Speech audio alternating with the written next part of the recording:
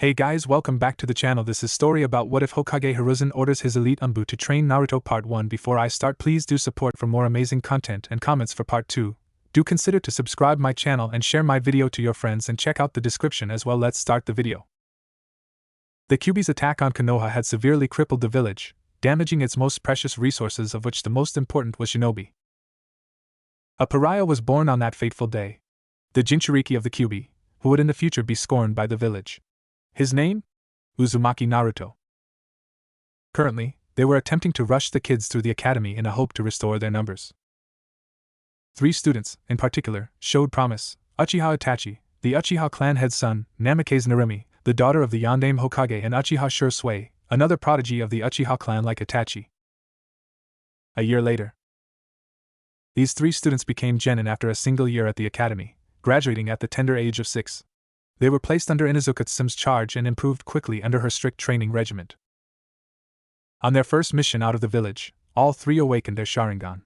In Narumi's case, her paternal grandmother was an Uchiha. Among the 3 friends, there was a love triangle. Sure had a crush on Narumi, while she had a crush on Itachi. Another year later, the 3 were promoted to Chunin at age 7, where they took more dangerous missions. The Sharingan had saved them on many occasions, though they were careful not to over-rely on it. 2 years later, the prodigious trio made it to Jonin with their exceptional performance and teamwork. The Sandaime Hokage himself was impressed, and decided to keep them as a team. Another 2 years later, at age 11, the 3 were promoted to the Anbu Black Ops, where they were the elite shinobi who only answered to the Hokage. Itachi was given the codename Karasu, or Crow, where he had a black bird mask. Meanwhile, Narumi held the codename Itachi, no pun intended, or Weasel. Lastly, Sure possessed the codename Taka, which meant hawk. Itachi signed the Crow's summoning contract along with Narumi. It was after that day that Narumi was going on her usual patrol around the village when she noticed a blonde boy cornered in an alley by 10 villagers with weapons in their hands. The boy was Uzumaki Naruto, the Kyuubi Jinchuriki mentioned earlier. He had blonde hair and blue eyes, with whiskers marking his cheeks as the demon child that most of the villagers wanted dead. Narumi drew her tanto instinctively as she crouched on the roof. Then she noticed one of the villagers walking towards him and swinging his kitchen knife. "Don't hurt me!" the 6-year-old Naruto screamed. The redhead leapt off the ledge towards the mob, intent on stopping the bellicose villager before it was too late. She wouldn't let her Ototo get hurt. The blonde shut his eyes, waiting for the pain that would surely come. Narumi and the other villagers watched in alarm as 6 flaming golden chains seemingly sprouted from the child's back and knocked away the knife with its bladed tips. Then they wrapped around the villager who attacked Naruto and fried him alive with its fierce flames. "This is Kachan's Kongo Fuza, adamantine sealing chains?" Narumi thought, trying to process what the hell was going on. Naruto opened his eyes when he realized that nothing hit him. If Narumi was surprised just now, she was shocked now. In her Ototo's eye sockets lay a pair of Sharingan. Naruto then noticed the chains which were fighting the rest of the mob that became even more furious after their fellow villager's death. "Demon! You just killed one of us. I knew you were a demon," one of the villagers shouted. "Yeah. You'll pay for that," another villager agreed. Then one of the villagers pointed at his eyes. "Look at his eyes, now they're red. He's surely a demon," the villager yelled without recognizing the dojutsu. He was, after all, a civilian. Naruto could do nothing but cry at the verbal assaults. The chains then wrapped around all of them, easily crushing them into bits of charred flesh. Narumi just realized that he didn't need help at all. When the chains detected her presence, they seemed to recognize her as they retracted back where they came from. Naruto cried even louder when he noticed another person coming, for it seemed that the chains wouldn't protect him from the next enemy. Narumi got her heart torn when she saw her Ototo crying like that. She squatted down and hugged him. "Naruto-kun, you're safe now. I need to take you to the Hokage for very important matters, is that alright?" Narumi asked gently. Naruto merely nodded when he found that the person was an Anbu. Hokage-sama said that those ninjas with masks could be trusted. Hokage's office. The Sandaime Hokage looked up from his stack of paperwork when he heard the arrival of an Anbu and Naruto. "Ah, Itachi-san. What happened this time?" Hiruzen asked. Narumi answered, "Hokage-sama, it appears that the villagers have gotten more aggressive. Instead of the usual verbal attacks, a group of 10 decided to exterminate him with weapons." What? The Sandaime roared. The nerve! However, that was not the only thing. Before I could help Naruto, a flaming version of the Kongo Fusha shot out from Naruto's back and incinerated the nearest villager who attacked him with a knife. Then after that Naruto awakened the Sharingan, Narumi continued. The Hokage's jaw dropped. He then pondered on it for a while. Get me Inu and Karasu, Hiruzen ordered. Narumi disappeared for 3 minutes, then reappeared with the 2 operatives. One bore a dog mask while the other, a crow mask. The reason why I have called you here was to see if you wanted to train Naruto-kun, the aged Hokage spoke. I agree, said Inu. He wouldn't miss the opportunity to train his sensei's legacy. So do I, Karasu replied. I take it you do as well, Itachi-san? Hiruzen asked Narumi, who nodded. Why wouldn't she train her Ototo? All right. Please drop your masks, the Hokage requested. Narumi did, revealing a beautiful young girl with long, crimson hair and stunning violet eyes. Karasu did so as well. Behind that mask was a handsome young boy with jet black hair and eyes Itachi. Lastly, Inu took off his mask, showing a young man with gravity-defying silver hair. His height was slanted so that it was covering his left eye, a Sharingan implant. You shall remain this way whenever you train Naruto all the way till he graduates from the academy. Is that understood? Hi, Hokage-sama. I have decided on a training plan. Kakashi-kun, you shall train him in ninjutsu and chakra control, Hiruzen ordered, looking at the silver-haired man. Then his eyes locked on Itachi. Itachi-kun, you shall train Naruto-kun in taijutsu, body techniques, genjutsu, illusionary techniques, and using the Sharingan. Finally, Narumi-chan, you shall train Naruto in fuinjutsu, sealing techniques, and kenjutsu, sword techniques. Any problems? No, Hokage-sama. The 3 Anbu responded. Dismissed. Naruto, who watched the entire procedure, looked at the 3 Anbu operatives who were about to be his senseis in the shinobi arts. He was excited. Then he felt something weird. When he closed his eyes, instead of the usual black, the world around him was rendered a light gray with outlines of the actual world. There were 4 blue flames in front of him, most likely Hokage-sama, Narumi-sensei, Itachi-sensei and Kakashi-sensei. There were 6 more of these flames in the walls, 3 on each side. They all had emotions, ranging from happiness to sadness. However, one of the blue flames had no emotion at all. That was weird for a human unless it was not a human. Naruto opened his eyes. Narumi-sensei, can I borrow your tanto? The redhead shrugged and unsheathed her tanto, passing it to him.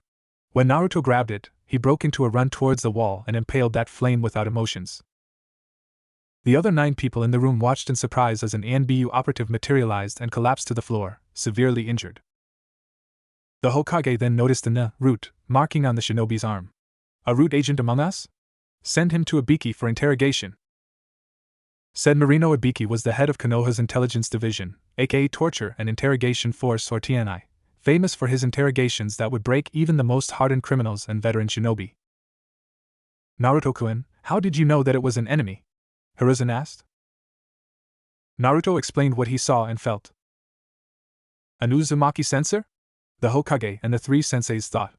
The 3 Anbu then turned and brought Naruto out of the room. Sarutobi Hiruzen watched the receding back of the young Naruto. Without a doubt, he would grow up to be a powerful shinobi. Omake, Chapter 1 Deleted Scenes. Narumi drew her tanto instinctively as she crouched on the roof. Then she noticed one of the villagers walking towards him and swinging his kitchen knife. Don't hurt me! The 6-year-old Naruto screamed. The redhead leapt off the ledge towards the mob, intent on stopping the bellicose villager before it was too late. She wouldn't let her Ototo get hurt. The blonde shut his eyes, waiting for the pain that would surely come. Narumi watched in alarm as the knife struck Naruto in the chest. Suddenly a poof of smoke appeared, and when it cleared there were 60 naked ladies with smoke covering their most important parts surrounding the villager who had attacked. They laughed and blew kisses at him. It was too much for the villager, who shot out of the alley propelled by blood spurting from his nose. His 9 other companions followed soon after as the ladies charmed and seduced their way through the mob. Narumi, who was watching, sweat dropped at her Ototo. That was a weird but effective way to use the henge, one that would come to be dubbed as the Harini no Jutsu, harem jutsu. Let's go to training ground 7, Kakashi winked. The other 2 picked on the hint and sprinted off along with him. Naruto watched his senseis running off, and realized that they were leaving him behind. He then took off in a burst of speed, trying to catch up. The three looked back, impressed that the 6-year-old was already catching up to them. His speed was incredible for someone his age. Kakashi then turned it up a notch by sending chakra to his feet. The two 11-year-olds did so as well, leaving Naruto in the dust. Naruto pouted, then sped up by pushing his muscles to the limit. Surprise, surprise, Naruto overtook Kakashi, Itachi and Narumi. That was ridiculous, considering he didn't even have access to his chakra. However, the blonde slowed down to the same pace as his senseis when he realized that he had no idea where Training Ground 7 was. Narumi looked on in shock. Her Ototo was actually faster than her, without chakra. Training Ground 7. The three senseis ground to a halt while Naruto collapsed onto the grass, panting extremely hard. As mentioned, I'll take you for taijutsu, genjutsu and using the Sharingan, Itachi announced. It seems to me that you're a natural speed type, so the objective of your training will be to increase your reflexes and strength with the help of your speed. Wait, Itachi-san. I have an idea, Kakashi cut in. Itachi raised an eyebrow, gesturing his hand in a rolling motion, as in go on. As your ninjutsu teacher, I shall have you unlock your chakra first. Chakra is made up of spiritual and physical energy, and is utilized for the jutsus that shinobi use. To unlock your chakra, you must first meditate and feel for a warm sensation in your body. Clear so far? Kakashi asked. Hi, Naruto replied and sat down, calming his heart and mind. He immediately felt the warmth near his stomach, and reached for it. Suddenly, a massive flood of chakra poured out of Naruto, surprising the three. That fast? Kakashi thought. It usually took a few minutes if lucky or days if not. Then Naruto felt another source of chakra and reached for it. When he opened his eyes, he found himself in a sewer-like area. Mindscape. Where am I? Naruto thought. He saw what appeared to be a giant cage at the end of the tunnel, so he waded through the ankle-length water towards it. The cage was spanned the whole height of the sewer, with thick vertical bars. At the center, there was a paper with the kanji for seal. The sound of malicious laughter was heard from within the cage. He withdrew when he saw a single red eye opening in the darkness of the cage. The creature was a fox? Who are you? Naruto asked. Why am I here? The giant fox chuckled, answering, in that order, I'm your guardian spirit, and you are here because you entered your mindscape. You're my guardian spirit? Nope, I'm the Kyubi no Yoko, nine-tailed demon fox. You're the Kyubi? Suddenly, everything became clear. The glares. The insults. Why he was overcharged for things or why he was thrown out of stores. But I thought the yondaime killed me? Bah, that's the funniest joke I've ever heard. We bijou-tailed beasts can't be killed, only sealed. It's almost insulting to hear that a puny human could kill one of the 9 bijou, the fox spoke. Why was I the one? Naruto cried. Humph, that's because only newborns had the undeveloped chakra coils required for the sealing. You just happened to be born that day, the Kyubi explained without revealing his heritage. Why did you attack Konoha? Made my life a living hell? Naruto screamed. The Kyubi replied, Kid, I didn't attack Konoha for no reason. You think I got nothing better to do? I was controlled by the Sharin. The fox paused when he noticed the glowing pair of 2 Tomo's Sharingan in his host. Those eyes! The fox roared. His host had the Sharingan. Naruto looked confused as well. One minute he was thinking about everything the villagers had done to him, and the next the fox was yelling about his eyes. Naruto looked into the water below as was shocked to see 2 Tomos and each of his Sharingan looking right back at him. He would ask Itachi-sensei what that meant when he got out of this place. Wait, you said you were controlled by the Sharingan? Naruto completed the train of thought before he unknowingly channeled chakra to his eyes, deactivating the Sharingan. The fox calmed down when he noticed that Naruto's eyes returned to the original cerulean blue. He explained to the boy of his previous encounters with those damnable eyes. So you were used, it's not your fault then. Those villagers, they wronged you and me. Naruto shouted. The fox grinned in approval. It seemed that the kid was getting it. That's right. But I noticed something about your chakra, it feels eerily similar to my previous hosts, the Kyubi spoke. What is it? And you have previous hosts? Naruto asked. Yes, I had 2 hosts in the past. One was Uzumaki Mido, the wife of your Shodaime Hokage, Senju Hashirama. The second Jinchuriki was Uzumaki Kushina, my most recent host until 6 years ago. She was most likely your mother, the fox said, thinking that Naruto at least deserved to know who his mother was. Kaa-chan? Naruto muttered, the words seemed almost foreign to him. This was what she looked like, the QB said while conjuring an image of Kushina with his chakra. Wait, that red hair and violet eyes, it looked familiar, but he couldn't place it. Do you know who my father is? I do not, the QB lied. Well, at least I know my Ka-chan was a beautiful woman, Naruto said. Anyways, your chakra felt similar to Kushina, no surprise there, considering she's your mother. But I think I felt Kongo Fusa earlier in the day, the fox voiced out. Kongo Fusa? Oh, you mean those chains? Yeah, they were awesome. They were golden with flames that killed the villagers who tried attacking me. Naruto spoke. Chakra chains, huh? Well, seeing you didn't come here to monologue about tranquility or love like my previous hosts, how about a deal? The QB suggested. What are the terms? Naruto asked, happy to befriending someone, even if he wasn't human. In exchange for further sharpening your senses, increasing your sensory ability, healing factor, speed, strength, chakra levels, control, and the occasional boost of power, I request that I be allowed a little freedom. Meaning that I get access to your senses, like seeing what you see, hear what you hear, and smelling what you smell, etc. Also, I get to establish a mental link with you so that I can talk to you and stuff. Finally, mind changing this place? The fox hammered out the details. It's a deal! Naruto cried. He closed his eyes in concentration as the sewer warped into a luscious forest. There was a small mountain in the center, where a huge, spacious cave was the cage. The bars were turned into a curtain of water, a waterfall from the top of the mountain flowing down to feed a small lake. The fox sighed in contentment. Finally! Now for this you get a bonus. It's called the Nanajuni Henge, 72 transformations. It allows you to shape-shift between 72 forms excluding your original. Now this is similar to what humans call the solid henge that requires Kage-level reserves to use effectively in battle or otherwise, but the difference is that this requires no chakra at all. Just thinking the phrase and whatever you want to turn into will result in you morphing into it. Naruto was bouncing with excitement, his 6-year-old mind trying to comprehend everything that was happening. Now bump my fist to seal the deal, the QB ordered, sticking out his fist through the water curtain. Naruto did as told, and power surged through him. The fox was grinning. Naruto was about to leave when he turned back. What's your name?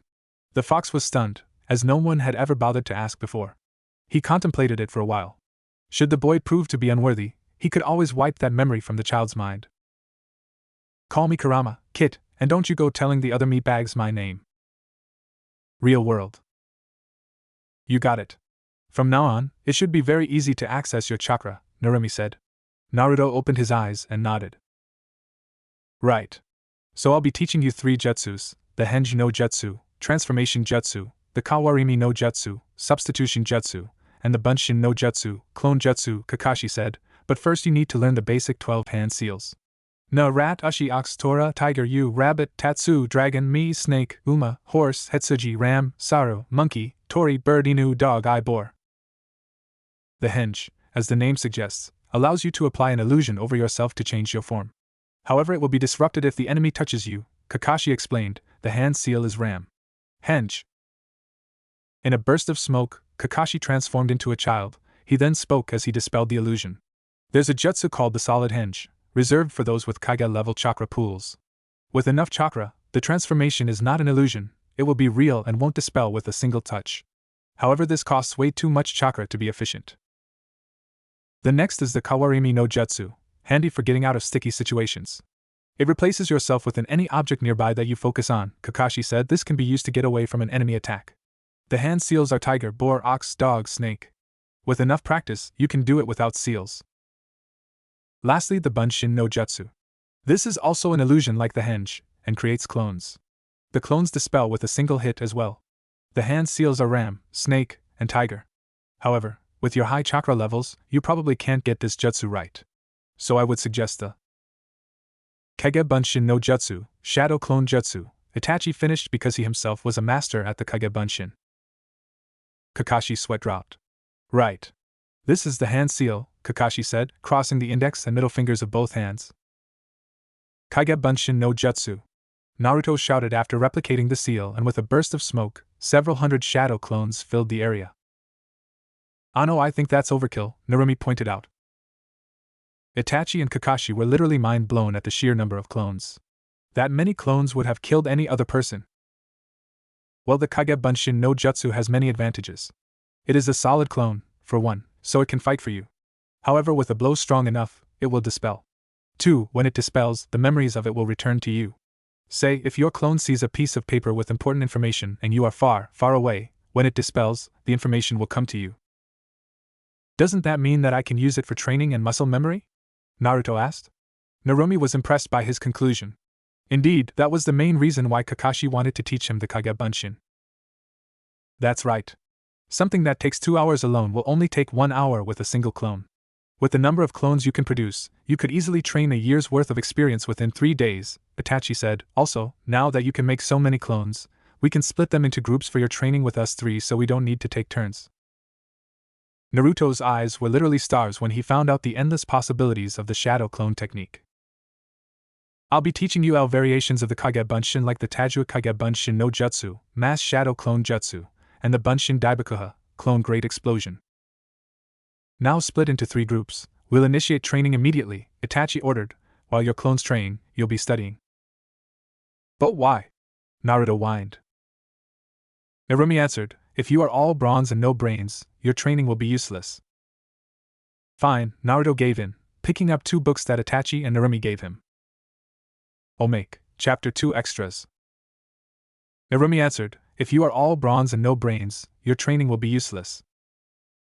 Fine, Naruto gave in, picking up 2 books that Itachi and Narumi gave him. Kakashi was about to contribute his own book when Narumi glared at him. Kakashi-senpai, I swear if you give him the Ika that you love so much, I'll steal your whole collection. Then I'll burn them in front of your eyes, one by one, and you won't be able to do anything about it. Needless to say, Kakashi changed the hiding place of his collection when he returned home that day. Naruto flipped through the pages quickly, finding them easy to remember. By 10 minutes he had finished both books. Narumi stopped her training with his clones and turned to look at the original. That is not reading, Naruto-kun. You're just skimming through the pages, she accused. No. I finished both of them, Naruto retorted. Narumi picked up one of the books, flipping to a random page and asked, fine. What's the 6th sentence on page 117? Naruto recited, the defeat of Uchiha Madara left him disgraced, and he vowed never to return to Konoha ever again. Narumi eyed him with disbelief. Did you use your Sharingan for that? She asked. Wait, the Sharingan can do that? Naruto answered. Yes. But seeing your response, you didn't use it.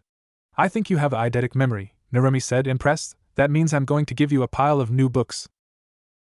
Naruto sighed and accepted his fate.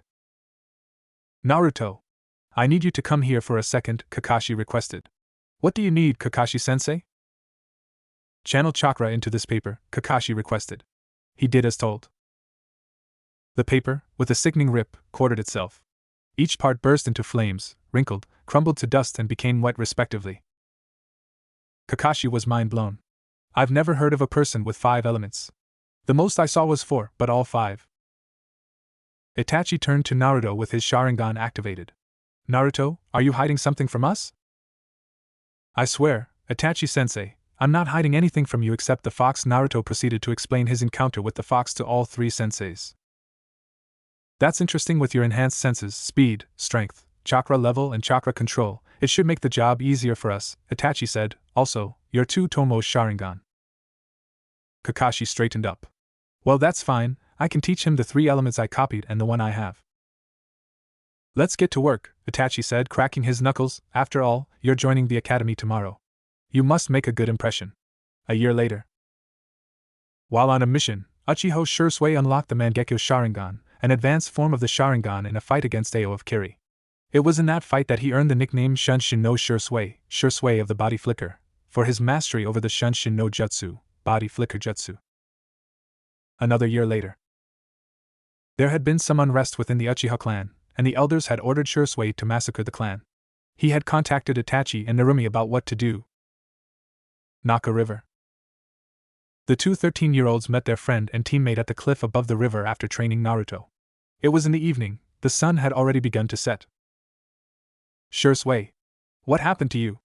Narumi asked when she noticed Shursui's empty eye socket. Shursui explained, on the way here, I was attacked by Danzo and his lapdogs. He managed to get my right eye. I used the Shunshin to escape. That bastard, Narumi seethed. If she got her hands on him, he would be in for a world of pain. Itachi, you need to stop the clan from finishing the coup. If they are successful, there will be a civil war in Konoha. I'm sure the other villages would not hesitate to make use of that to invade us. Then it'll turn to a full-blown shinobi world war, Hiruzen said. Kyuso Itachi cursed when he realized what would happen. Narumi, I'm entrusting you with my remaining Mangekyo Sharingan. Hiruzen plucked his eyeball out of its socket and placed it into her hand. Then, gathering up his courage, he spoke his last words. Narumi-chan, I love you. Kissing her on the lips, he then jumped into the river from the clifftop that they were on. Hiruzen. Narumi cried as she watched her teammate of 5 years commit suicide. She couldn't help but cry, as did Itachi. When they spotted crying, their eyes took on a new pattern, the Mangekyo Sharingan. Itachi swore. I will massacre the clan, if that's what it takes to stop the coup and fulfill Hiruzen's last wish. Let me join you, Narumi said as she implanted Hiruzen's eye into one of her crows and dispelled it. No, Narumi-chan. I cannot let you take part in this, you still have a little brother to look after, Itachi said, determined not to make her a traitor along with him. Please, you have to let me help you with this, Narumi begged, hugging Itachi as if he was her last lifeline. Itachi sighed. This girl didn't know how to take no for an answer. Very well then, I will do so, thank you. You have no idea how much this means to me, Narumi replied. I love you, Itachi-kun. Itachi's eyes widened in shock before he calmed down as both walked away from the river. I love you too, Narumi-chan. That night in the Namikaze compound, the sounds of Narumi's moans filled the night as Itachi made sweet love to her. The next day, Itachi was on patrol when he spotted a mysterious man walking in the forest near the Uchiha clan. Identify yourself, Itachi ordered with the authority of Konoha's police force. Oh, I'm Uchiha Madara. Itachi narrowed his eyes. Say I believe you, what are you doing here? Just here to, destroy the village, Madara said. Itachi, with his quick thinking, replied, how about a deal? If I massacre the Uchiha clan for not taking your side all those years ago, will you spare the village? Madara seemed to think for a while before answering, deal. But I will be joining you, this is non-negotiable. Itachi answered, very well then. The massacre will be in a week's time with my fiancé. I'll be sparing my Ototo and Kaa-chan, is that fine with you? Yes. Let's meet here again in 1 week's time, Madara said before disappearing in a swirling pattern. Narumi, now his fiancé, had to know. They had planned the wedding already the day before the massacre. For now, he just had to finish his patrol shift and train Naruto for the last week. Talking about Naruto, the blonde had been a very promising shinobi. At 8 years old, Naruto was a Year 2 academy student that had a high level of taijutsu only seen in some jonins. He was incredibly fast and flexible. His strength was also powered by his speed and chakra that he sent to his fists. In terms of ninjutsu, he possessed over 20 jutsus of each nature through years of hard training, read, heavy abuse of Kage Bunshin, and had even created 5 of his own, one for each nature. They were the Katan Kage Bunshin no Jutsu, Fire Style, Shadow Clone Jutsu, Futon Kage Bunshin no Jutsu, Wind Style, Shadow Clone Jutsu, Raiton Kage Bunshin no Jutsu, Lightning Style, Shadow Clone Jutsu, Doton Kage Bunshin no Jutsu, Earth Style, Shadow Clone Jutsu, and Suiton Kage Bunshin no Jutsu, Water Style, Shadow Clone Jutsu. The Katan Kage Bunshin burst into flames upon the enemy's contact, burning the opponent. The Futon Kage Bunshin is invisible, and when commanded to dispel, bursts into a tornado of wind blades that will cut any opponent nearby. The Raiton Kage Bunshin electrocutes the opponent when hit and dispelled, especially useful against opponents clad in metal armor. The Doton Kage Bunshin crumbles into a shower of dirt when dispelled and wraps around the enemy, encasing he or she in an earth prison. Last but not least, the Suiton Kage Bunshin explodes in a shower of water when dispelled. The water then wraps around the opponent like a bubble, trapping him or her. When used in conjunction with the Suiton, Suiro no Jutsu, Water Style, Water Prison Jutsu, this technique proves to be deadly as the opponent slowly loses oxygen and will die from asphyxiation. These jutsus retain the memories and are solid just like their parent technique, which by the way Naruto was now a master of to the point where he could do it without hand seals just like his Kawarimi. On that subject, he had created a new version of the Kawarimi where he could swap 2 objects that are not himself. Useful in some ways, like for example, if he wanted to steal a scroll inside a room without entering it, all he needed was a rock in his hand. Substituting, he now had the scroll instead of the rock. In fact, he could even substitute the scroll with a dummy scroll, making it even more sneaky. After he learned about the 4th Hokage's famous Hiruzen no Jutsu, Flying Raijin Jutsu, he had attempted to replicate it with kunais. All he did was to throw a kunai, then substitute himself with it. The only difference was that it was a one-way journey, without any flash and not as fast. The actual Hiruzen involved some Fuinjutsu and Jikuken ninjutsu, space-time ninjutsu.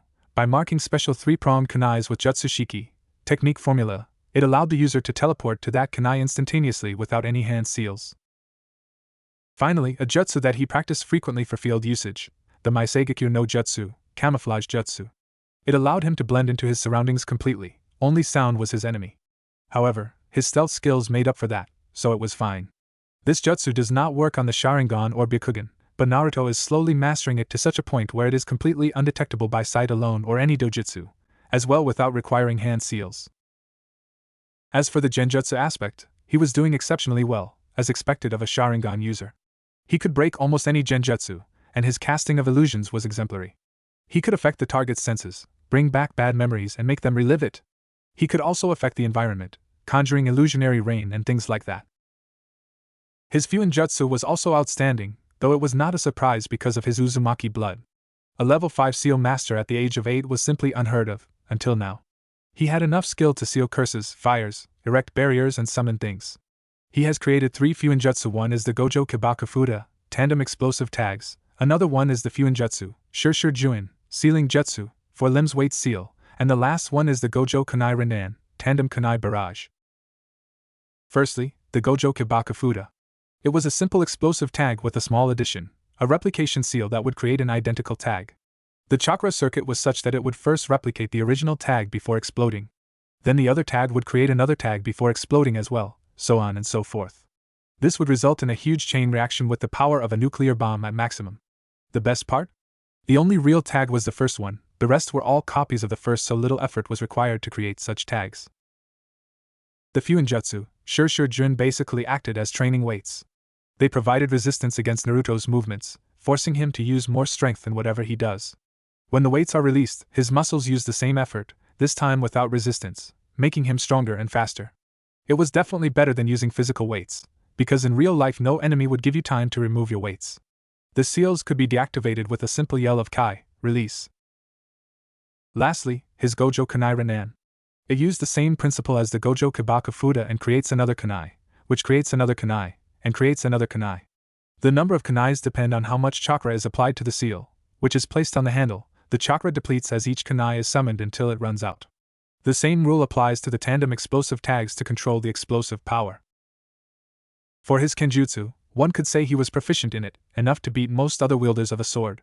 He was near the level of the Kiri no Shinobigatana Shishinen Shu, 7 ninja swordsmen of the mist, a reason why Kakashi gave him the Hako Chakura II, white light chakra saber. His progress was quite impressive for one so young. His sensor abilities had also evolved to a whole new level. With an ability called the Kagura no Shingon, Mind's Eye of the Kagura, he could find, sense, and track individuals through their chakra over a vast range that exceeds 10 kilometers. The ability extends to telling when a person is lying from the fluctuations in a person's chakra made from dishonest emotions or detecting if someone, including himself, is under a genjutsu. Also, by focusing on a particular chakra, Naruto can perceive its location and movement with great detail. Those were just the general abilities. He could also activate it with 2 other modes, short range and long range. The short range allowed him to sense when a blow is about to connect with him, preventing him from being hit by the opponent's melee attacks. The long range alerts him whenever the enemy uses projectile attacks. This prevents him from being hit by their projectile attacks. Finally, his Sharingan, it was fully matured, with many abilities. It allowed him to see chakra flow, its colors, types, and the ability to tell if someone was under a genjutsu by checking for any irregularities in the flow. It also granted him an extreme clarity of perception, which allowed him to pick up on subtle details, enabling him to lip read or mimic pencil movements. The Sharingan could also see through vision-impairing screens. The perception ability extends to being able to track fast-moving objects before finally giving some amount of predictive capabilities to Naruto, allowing him to see the image of an attacker's next move from the slightest muscle tension in their body and counterattack or dodge without any wasted movement. The third and most well-known ability was to copy most techniques, excluding Kekkei Genkai and jutsus dependent on other factors like summons that the user has not signed. Naruto can memorize ninjutsu, genjutsu, and taijutsu with near-perfect accuracy, enabling him to use the techniques as his own, or even modify them to create his own new techniques. This was what made learning from his senseis easier. Naruto's final commonly used ability is being capable of inducing a unique type of hypnosis that involves suggesting actions and thoughts to the opponent through genjutsu cast by simple eye contact between both parties. This was the same ability Madara used to control Kurama, and apparently could be used to do the same with the other Bija and enemy summons. In Naruto's opinion, the most powerful aspect of the Sharingan was genjutsu. As with other genjutsu cast by the Sharingan are capable of putting an opponent to sleep, inducing paralysis, replaying memories to someone else via genjutsu, or creating various illusions to deceive someone or torture the person. I.e., Naruto's payback to the villagers. He had yet to awaken the Mangekyo Sharingan, but was not eager as it required the death of someone close to him. Last but not least, Naruto had taken an interest in archery. His aim was perfect just like his shuriken jutsu, because of the Sharingan and his sensor abilities. That was his preferred choice of weaponry. Combined with his Maiseigaku no Jutsu, it made him a deadly assassin especially in the forest. Back to Itachi, he was running back to Anbu HQ to end his shift. Then he would train Naruto. Training Ground 7. Itachi walked into the forest clearing, spotting Naruto talking to Narumi and Kakashi. Itachi spoke up. "Hey Naruto! Let's spar." Said blonde was dressed in a black Uzumaki jumpsuit. There was a sheath and the white light chakra saber in it strapped to his back diagonally, and crossing it was a quiver of arrows. His belt held a kunai pouch at the back where he stored all his special kunai. Above that was a sheath for a dagger. Strapped to his left leg was a shuriken pouch, while his right had a kunai holster. On his right arm was a Saban launcher, something that Naruto had taken to because it was similar to a bow and used its tsuru, bowstring, to launch 5 Saban at once and they were poison-coated. Underneath it was a pouch filled with Saban. On his left arm was a storage seal for his war bow. It was an upper-body-long golden composite bow with a chakra thread as its bowstring, capable of firing an arrow at a target up to 6 kilometers away. Also, the center of the bow was separable, meaning that when it was split into two, it was 2 golden parts connected by a chakra thread and nunchaku. Both hands were covered by black, fingerless gloves that had chakra metal plating. Unknown to Itachi and the other senseis, Naruto had spring-loaded kunais under his sleeves, perfect for assassination and last-minute countering. Both Itachi and Naruto were holding the seal of confrontation as the rules of traditional shinobi sparring dictated. "Hajime!" Kakashi yelled. The combatants activated their Sharingan at the same time. The sky darkened to a blood red as they began their match. Naruto charged forward, as did Itachi. A bow materialized in his hand. Drawing an arrow, he fired it at Itachi's head. Itachi dodged narrowly with his Sharingan. Naruto smirked as he did a kawarimi with the arrow. The bow split into a nunchaku with the release of a catch, and Naruto swung it to meet the back of Itachi's head. The Uchiha ducked, before spinning around and delivering a kick to Naruto's stomach. Naruto sidestepped it, and grabbed Itachi's stray leg. At the same time, he spun 180 degrees and shot out his right leg at his sensei. Itachi had no choice because he was trapped by Naruto's hold over his leg, so he took the kick. When it connected with his chest, blood spurted out of his mouth, such was Naruto's strength. Naruto released Itachi's leg and ran towards him. Itachi delivered quick punches to his stomach, then backflipping, he yelled, "Katan, Gokaki no Jutsu, fire style, fireball jutsu." The flames engulfed Naruto and incinerated him. Just then, the whole world became brighter again. Both combatants were still at their original spots at the start of the match, their Sharingan glowing. "No more genjutsu," Naruto declared. "Agreed," Itachi replied as he formed hand seals while running towards Naruto.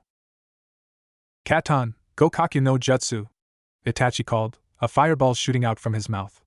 "Suetun, Suijin Hiki, water style, water formation wall," Naruto countered while weaving 5 hand seals.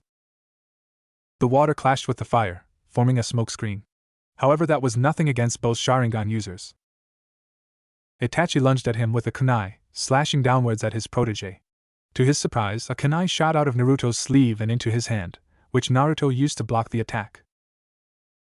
Naruto knocked the other kunai as well as Itachi's arm away and, switching to a reverse grip, did a horizontal swipe at Itachi's throat. The Uchiha ducked down low, then tried to sweep Naruto's legs. Naruto jumped up high and, keeping the kunai, his left hand deftly moved to his Saban launcher and fired off his poison Saban at his sensei while flipping over to the other side. When they struck Itachi, he dispersed into a murder of crows. Karasa Bunshin, crow clone? Naruto thought. The crows then swarmed him. "Nanajuni Hench, Washi, 72 transformations, eagle. The blonde morphed into an eagle, scaring the crows away. When he returned to his original state, Itachi leapt from one of the nearby trees towards him. Naruto grabbed hold of Itachi's arms, then did a back roll while kicking Itachi in the stomach.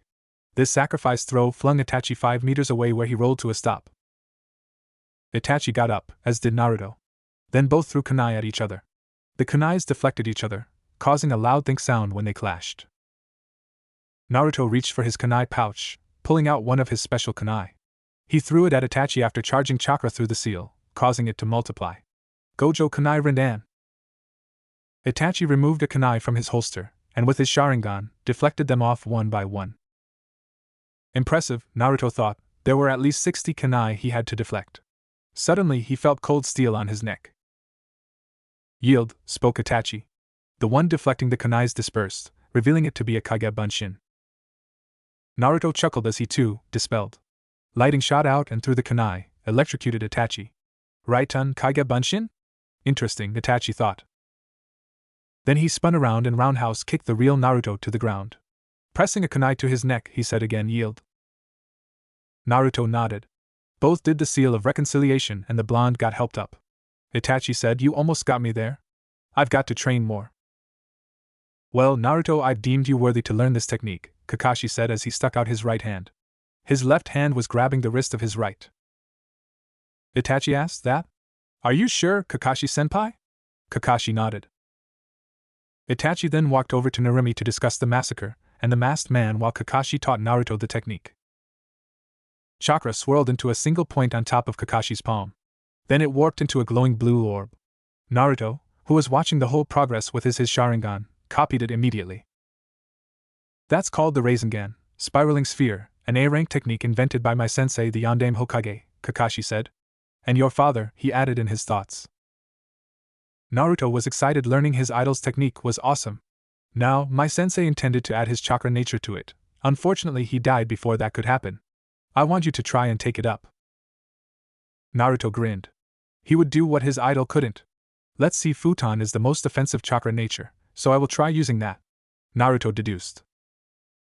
Very good, Naruto. I won't hinder your progress. Tell me when you have completed the technique, eh? Kakashi praised. I have already tried adding right unto it. It was unsuccessful, but I came up with my special technique, the Chidori, 1,000 birds. Naruto nodded, then focused on the orb in his hand. He tried adding his wind elemental affinity to it. To his surprise, 4 small white blade-looking protrusions appeared along the orb's circumference, making it look like a miniature Fuma Shuriken, Demon Wind Shuriken. It produced a loud buzzing noise, though that was not a surprise due to the massive amount of Futon chakra present. Kakashi raised an eyebrow. Clash it with my Rasengan, it should cancel mine out if your jutsu is near completion. Naruto ran towards Kakashi, then raised the bladed sphere to meet Kakashi's Rasengan. A giant explosion ensued, throwing the silver-haired Nin back 50 meters. Kakashi's hand was steaming and was wrecked with countless lacerations, no doubt a result of the wind blades in Naruto's version of the Rasengan. Meanwhile, Naruto was still standing at the same spot where he clashed with Kakashi, seemingly unaffected. Okami, what the hell was that? Kakashi thought, frowning. The shockwave alone had thrown him back so far, then the wind blades had cut his hand. If that was bigger and was used on the body, Kakashi thought, then shivered. He gave a thumbs up to his 8-year-old charge. That was good, Naruto. However, I think the damage would be exponentially increased if the shuriken was bigger, and I think if you use it against the body, it might sever some nerves or destroy the chakra circulatory network. Naruto smiled broadly. To think that he was already taking his idol's jutsu to the next step. Alright. Naruto-kun, that's all for training today. Take it as a reward for upgrading the 4th Rasengan, Itachi spoke. He was impressed by Naruto's progress. Naruto nodded happily and left the training ground for some Ichiraku ramen. 6 days later, evening. The newlyweds Uchiha Itachi and Namikaze Narumi went to the same spot that Itachi had spotted the masked man. Right, let's get going, Madara drawled as he dropped down from a tree he was sitting on. He rubbed his hands in glee, excited about the bloodbath to follow. Itachi approached the 2 guards at the door. Oh, good evening, Itachi-san. The guards' words were cut off as both fell under Itachi's blade before they could even utter the last syllable. Narumi, you take the left. Madara, the right. I'll take the clan head section in the middle. Is that fine? Itachi said. The 2 nodded, and went their ways. Throughout the compound, cries of agony were heard. Blood sprayed on the walls, accompanied by tortured screams. Madara was slashing his way through, as did Narumi despite the occasional rebellious Uchiha. None of them were matches for the trio. Itachi had already slaughtered his way into the main house, so he paused, looking at his parents who were facing away from him. Itachi, I know what you're here for. I agree that this has to be done, Fugaku, the Uchiha clan head spoke. Turning to his father, Itachi replied, It was nice knowing you too, Sama. Blood painted the walls a crimson red, the same color as Itachi's eyes now. He turned to his mother. Ka-san, take care of Sasuke, alright?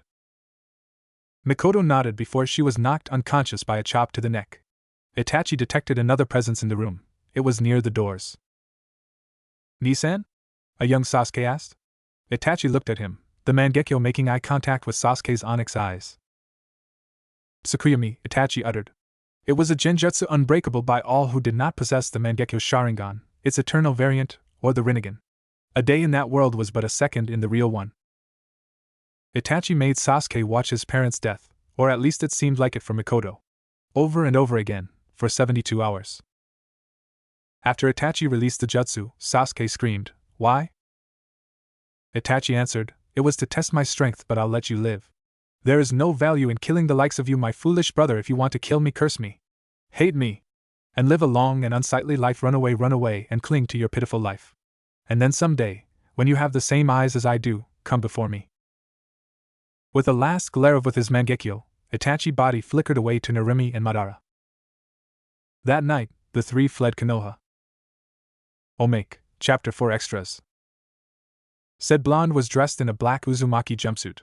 Kakashi had suggested wearing a mask like he did to conceal the lower half of his face. Why so? Kakashi said that it was to prevent fangirls that would eventually come after him because of his looks. The 8-year-old laughed and replied, Then let them. He didn't know how much trouble he could have saved himself from if he had listened to Kakashi. The next morning, Mikoto groaned as she sat up in the hospital bed. She grimaced as she remembered what had transpired yesterday. Her son and daughter-in-law had left Konoha. Then she remembered her promise to Narumi. She had asked her to take care of Naruto. She decided she was going to adopt him. Later that month, Mikoto's relationship with Sasuke had turned sour because she did not wish revenge on Itachi like he did. So Mikoto gathered her things and acquired a 2-bedroom apartment, leaving the Uchiha compound to Sasuke. After Itachi and Narumi left, Mikoto, Guy, Kurenai and Yugao took over his Sharingan, Taijutsu, Genjutsu and Kenjutsu training respectively. Naruto, however, didn't have a few ninjutsu teachers, so they had to give him books to study. 4 years later, Naruto was sitting in class, drumming his fingers impatiently while waiting for his teacher, Yumino Irika, to arrive. The class was talking as usual. Uchiha Sasuke sat brooding near the window, observing the outside. His 2 fangirls, Haruno Sakura and Yamanaka Ino, were fawning over him, arguing about who was the better wife for him. Hyuga Hinata was, for some reason, stealing glances at him which he pretended not to notice. Inuzuka Kiba was busy talking to his Niken, ninja hound, Akamaru. Aburame Shino was just sitting there as usual, seemingly thinking about something. Akimichi Choji was eating chips from a giant bag while his friend Naro Shikamaru the lazy genius was sleeping. Naruto sighed. Some things never changed. This was his 6th and last year at the academy. The door opened to reveal a Chunin who had a long scar running across the bridge of his nose. This was their instructor, Irika. Alright class, settle down. Today is your last day in the academy, something which I'm sure you're proud of. You'll finally become a genin, a shinobi of Konohagakure. Now, as stated yesterday, you have an exam before you are assigned to a team tomorrow, Irika stated. Now I want Aburame Shino to proceed to the examination room. Follow Mizuki-san and I. As the list went in alphabetical order, Naruto was last. Being in Uzumaki 40 minutes later, he was called. Examination room. Uzumaki Naruto. Perform the Academy 3, Mizuki requested with contempt in his eyes. Irika held a clipboard, ready to take notes. The henge, the kawarimi and the bunshin. Henge! Naruto exclaimed, transforming into the Yondaime Hokage. When he reverted back though, Irika and Mizuki looked like they had seen a ghost. Naruto had looked like a miniature version of the Yondaime Hokage. Kawarimi no Jutsu, Naruto said, swapping himself with a chair. Alright, Last one, Mizuki said with glee, for he knew that Naruto couldn't do the bunshin due to his chakra control. Despite the increased chakra control that Kurama had given him, so did his chakra levels, and it still wasn't enough to perform a healthy bunshin. Naruto improvised and said, due to my chakra control, I cannot perform the bunshin no jutsu. Therefore I suggest something better. Kage bunshin no jutsu. A clone burst into existence even without Naruto forming a seal. Iruka raised an eyebrow at the B-rank kenjutsu created by Nidaime Hokage being used by a genin, much less without a single hand seal. Mizuki gave a poorly hidden smile. I'm sorry, Naruto. If you can't even do the bunshin no jutsu, I can't pass you. Naruto slumped visibly, but replied, that's fine, Mizuki-sensei. I can always try again next year. Then he left the room. Sitting on the swing in the academy's playground, he slowly rocked himself while thinking about the faces that Mizuki were exhibiting throughout the whole test. Something was off. 3 minutes later, Mizuki exited the room. He came up to the blonde and said, I'm sorry, Naruto. I really am. But you've got to understand, with chakra control this poor, I can't promote you. Naruto sighed and nodded. But there's another way I'll pass you. What do you think? Naruto gave an interested look. I need you to steal the forbidden scroll of sealing for me. If you can do that, I'll promote you, Mizuki whispered. The blonde's eyes widened. So that's what the bastard was after he decided to play alone. When and where can I meet you, sensei? 7 p.m., at the forest near the northern edge of the village, Mizuki answered while smirking inwardly at his plan's success. All right. See you then, Naruto called as he took off. Mizuki sneered as watched the boy take off. Just give this to Orochimaru-sama, and I can leave the village. Mizuki thought, I'll be a jonin there in Odo, then I can get everything I want. Hokage's office. Naruto knocked on the door. Come in, Hiruzen said. The blonde entered the room, much to the Hokage's delight so that he could take a break from the paperwork.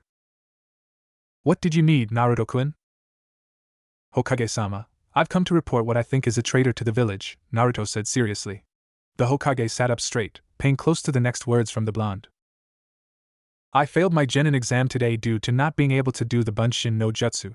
I suggested doing the kage bunshin, which I showed, however Mizuki said he couldn't pass me if I couldn't even do a simple bunshin. Later he said alone to me that he would pass me if I stole the forbidden scroll of sealing and meet him at the northern forests this evening at 7. I suspect that he's running away, or else there'll be no reason to meet him so far away from the village. Most likely, running to a village in the north, Naruto reported. This is troubling news, Hiruzen said. I've got a plan. Take the scroll of sealing and meet him there. If he tries anything, my Anbu will be there to subdue him. Thank you, Hokage-sama, though I think I can take him on alone. The backup is appreciated, Naruto said. Then he left the office, preparing his gear for tonight. At 6:30, he picked up the scroll from the Hokage and moved to the forests along with 3 Anbu agents. He still had 10 minutes to spare when he got there, so he opened the scroll and read it. Inside it was a list of many kenjutsu, the first of which was the Kage Bunshin no Jutsu. With his Sharingan activated, he had quickly read through everything and memorized the scroll's contents. Then he sealed the scroll as he detected a presence 500 meters away. Kagura no Shingon, Naruto called, his sensor abilities stretching out in a radius of 1 kilometer. That chakra is Mizuki's, Naruto thought, preparing to meet the traitorous Chunin. Naruto! Give me the scroll! Mizuki ordered, sticking out his hand. On his back were 2 Fuma shuriken. So, do I really pass? Naruto asked innocently in a cheerful way. Yes, now give me the scroll. Mizuki replied, slightly ticked off about the delay. Where's my headband then? Are you lying to me, Mizuki-sensei? Naruto asked. Oh, I'll tell you who's really lying to you, Naruto. They've been lying your whole life to you, Naruto. Since that decree 12 years ago, everyone knows except you. The decree is no one can tell you the 9-tailed demon fox is inside you. The fox spirit that destroyed our village has taken over your body. You are the 9-tailed fox. What Mizuki didn't expect was the grin that Naruto cracked, before it turned into full-blown laughter. Ha ha ha ha ha. Naruto chortled, tears falling from his eyes. His right hand was slapping his knee as if Mizuki just told a joke. The Chunin glared at Naruto. What's so funny? Suddenly his laughter stopped as Naruto fixed a stare on Mizuki. You think I didn't know? Mizuki blinked in surprise, which was all that Naruto needed. In a burst of speed, he appeared in front of Mizuki, his right hand wrapped around his throat and lifting him up off the floor. Mizuki looked into his eyes fearfully, and that proved to be a mistake as Naruto had his Sharingan activated. A second later, he let go of Mizuki as said traitor dropped to the floor, never to wake up again. Though he was not dead, that was the TNI's job. Anbu. You can get him now. He's not dead, but he won't wake up again. Perhaps you can take him to Inoichi-san, Naruto said. Yamanaka Inoichi was one of the head interrogators in TNI, famous for his clan's techniques involving mind possession jutsus. He could rifle through anyone's memories with a single jutsu and could take control of his enemy and make them fight each other. The Anbu nodded and two picked up the body. Naruto handed the scroll over to the remaining one. Hokage's office. I see the mission was a success, the Hokage said as watched the unconscious Mizuki getting hauled into the room. Naruto nodded in response. Hiruzen picked up a black hideite from his desk drawer and handed it to him with pride. I'm glad you're finally a shinobi, Naruto-kun. At least you're out of the civilian council's hands, the Sandaime said. Take a break. Tomorrow is your team assignment. Naruto bowed. Thank you, Hokage-sama. Just as he stepped out of the room, the Hokage said, and I saw what you did with the scroll. I'll let you off just this once, okay? Just try not to end up killing yourself, knowing all the jutsus in there. Naruto grinned and left for home. He had some new jutsus to work on. Apartment. Tadaima. Naruto called from the door as he opened it. He went over to his bedroom/study room and shut the door. Picking up a notebook, he sat down and began writing the kinjutsu that he planned to learn from the scroll. Shuriken Kage Bunshin no Jutsu, Shuriken Shadow Clone Jutsu A Rank Kinjutsu, Ninjutsu and Shuriken Jutsu. Ox, dog, dragon, rat, dog, boar, snake, tiger. The user creates 1,000 shadow clones from one shuriken, striking down the enemy. This is a technique that combines ninja tools with ninjutsu. Compared to normal shadow clones, clones of material objects are said to be on a far higher level. There is no need for preparations beforehand, like stocking up on shurikens or kunais, yet since the shadow clones are real and not illusions, all the shadow blades that fly around are equally lethal. Because the clones form in just an instant, completely evading them is next to impossible. This technique can also be used on Fuma Shuriken, increasing its lethality. It also appears to be usable on kunais. Naruto smiled. This jutsu could be used to replace his Gojo Kunai Renan. Hiraishin no Jutsu, S-Rank Kinjutsu, Ninjutsu and Jakuken Ninjutsu. Seal of Confrontation.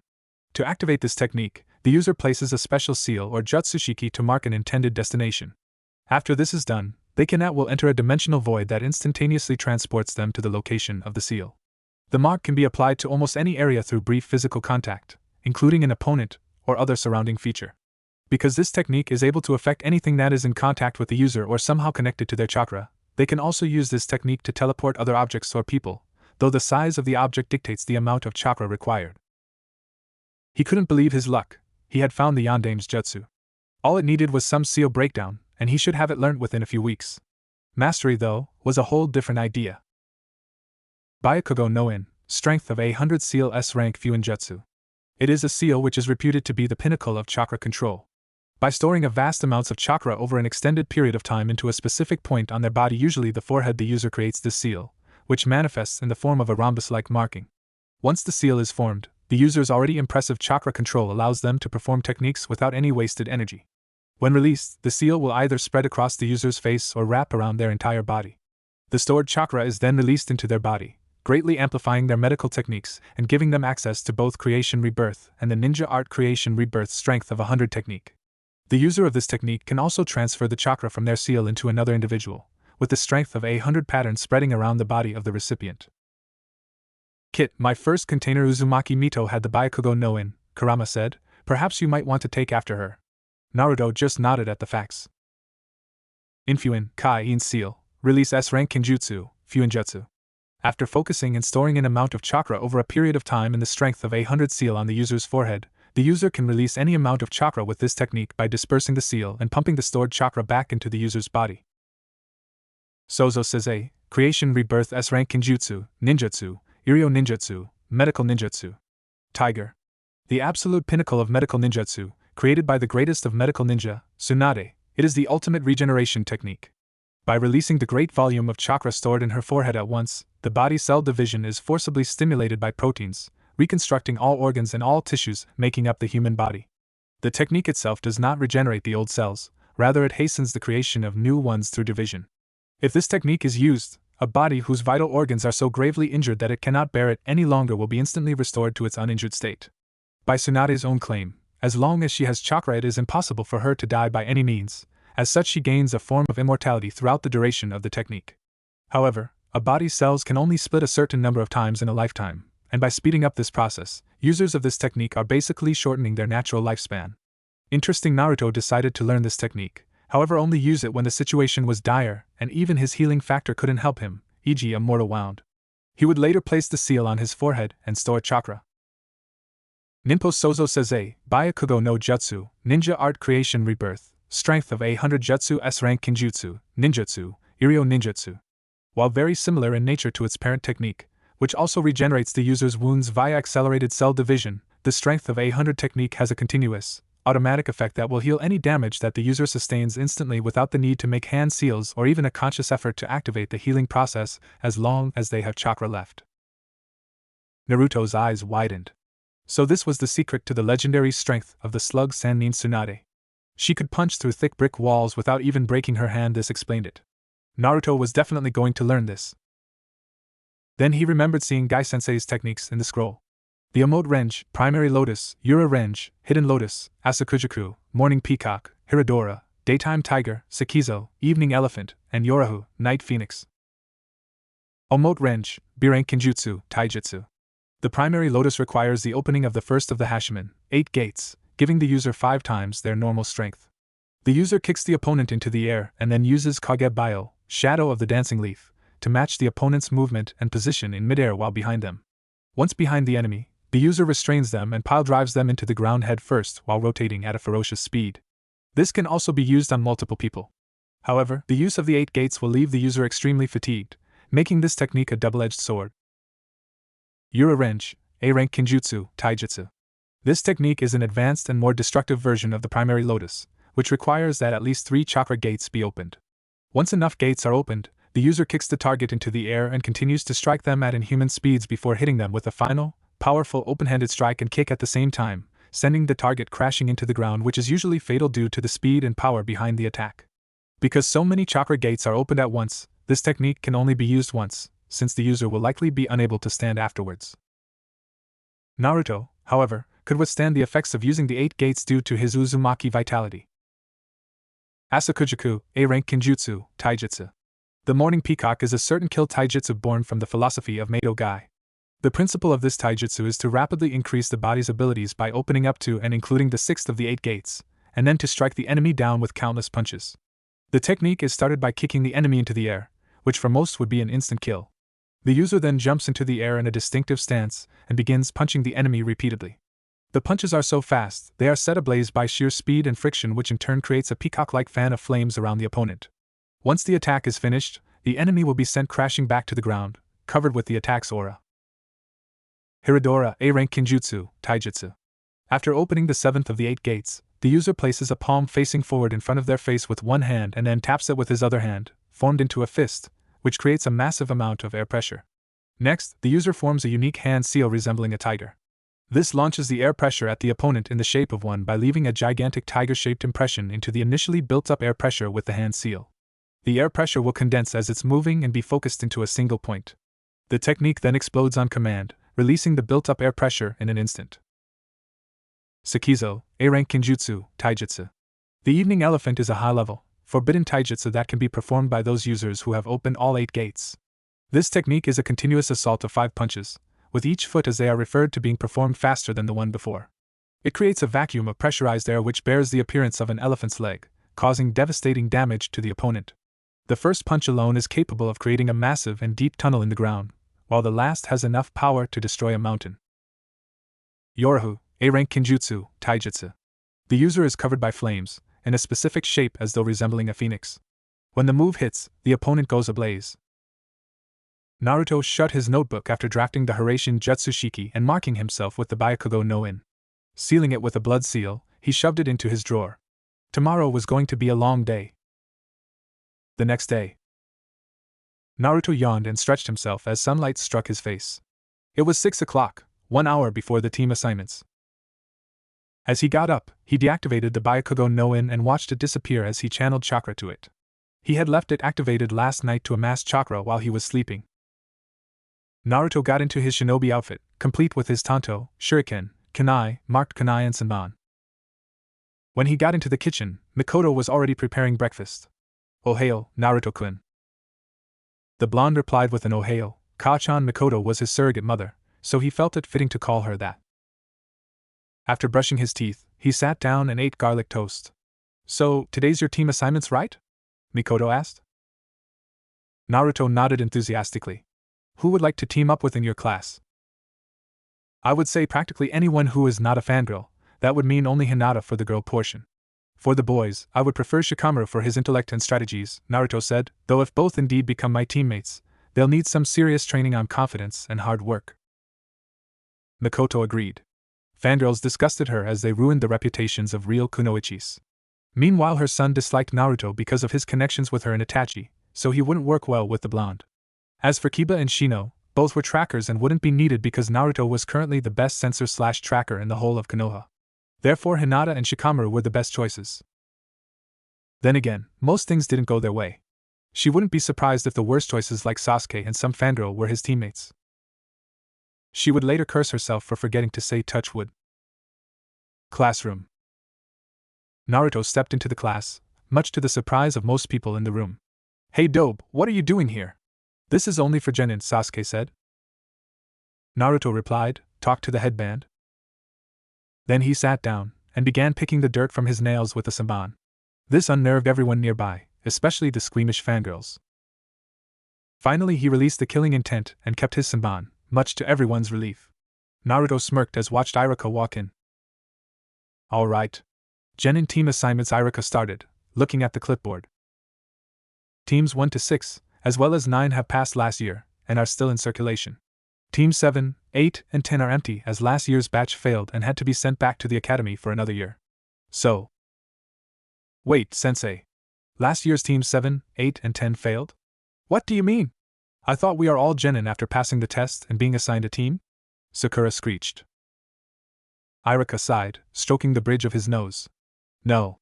After the team assignments, your sensei will have another test to deem if you are really worthy," Iruka stated. "As I was saying, Team 7, Uzumaki Naruto." Omake, Chapter 5 Deleted Scenes. "As I was saying, Team 7, Uzumaki Naruto, Haruno Sakura and Yamanaka Ino," Iruka announced. The blonde's table broke as Naruto's fist slammed onto the table. "What?" he roared. The trauma of having 2 fangirls on his team was enough to make his Sharingan activate and morph into a Mangekyo. Suddenly, Iruka's clipboard burst into black flames. "Amaterasu!" Then with his left eye, he glared at Iruka, who met the gaze. "Tsukuyami! Die, Iruka-sensei!" Naruto yelled as he stabbed the Chunin with multiple swords for 3 days in the Genjutsu world. After breaking the Genjutsu, Naruto drew the white light chakra saber from his sheath and committed seppuku, suicide by disembowelment. "Uchiha Sasuke and Haruno Sakura," Iruka said. Naruto sighed, while Sasuke did a sharp intake of breath through his teeth. Sakura was overjoyed, and yelled, "Take that, Ino pig! I got Sasuke first." The platinum blonde was fuming that her rival got in the same team as Sasuke. "Your sensei is Hatake Kakashi," Iruka continued, annoyed at the 2 fangirls' behaviors. "Right. So Team 8, Aburame Shino, Inuzuka Kiba and Hyuga Hinata. Your sensei is Yuhi Kurenai." Kiba gave a yahoo, while his other 2 teammates kept quiet. Interesting, his Genjutsu teacher was Team 8's sensei. Team 10, Nara Shikamaru, Akimichi Choji and Yamanaka Ino. Your sensei is Sarutobi Asuma. Shikamaru yawned and sat up. Choji cheered for being with his friend while Ino slumped in defeat. A woman dressed in a red mesh blouse wrapped with multiple bandages entered the room. She had raven black hair and unique red eyes. This was Kurenai. Following her was a bearded man in a flak jacket, smoking a cigarette. He had a sash with the kanji for fire, marking him as one of the Shugenin Junichi, Guardian Shinobi 12. After picking up their respective teams and leaving, Sakura asked, "Where's our sensei?" Naruto and Iruka shared a knowing look. As Iruka left with his valuables, Naruto looked at his teammates. "I'm going for some training and won't come back for another 2.5 hours. Wanna come?" Naruto asked. But our sensei Sakura said before she was interrupted by Sasuke. Let's go, if he keeps us waiting then so will we, the Uchiha spoke. Naruto nodded and added, besides I know Kakashi-sensei very well. He'll always be late for 3 hours. Might as well make use of the time. How about sparring? You're on, Dobe, Sasuke spoke while exiting the room. Come on, Sakura. Perhaps we can get you some training. Sakura relented only because Sasuke was leaving as well, so the trio left for Training Ground 7. Training Ground 7. Alright, Sasuke. I'm ready, let's begin, Naruto said while cracking his knuckles. Sakura stood between the two. Shinobi Q-Might, hand-to-hand combat. Hajime! She yelled, cutting down her hand. The Uchiha rushed at him immediately as expected. Sasuke threw a punch, which Naruto parried quickly and landed a jab in his stomach. The emo flew backwards before a poof of smoke revealed that it was a broken log.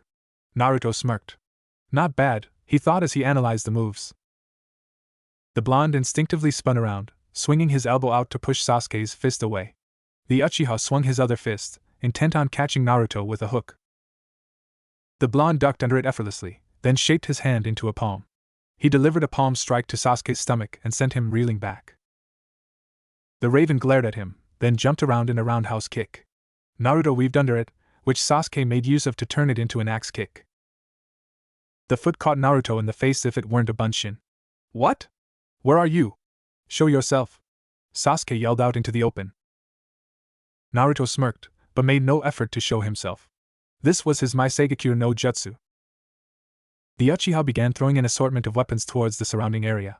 Naruto dodged them exponentially. Now was the real test. Naruto unsealed his bow and drew an arrow. Knocking it, he aimed it at the tree near Sasuke's head. His hand released the flight of the arrow, causing it to shoot towards the tree. As it whizzed by, Sasuke heard the sound and turned towards it. Once it impaled itself within the bark, the arrow turned visible.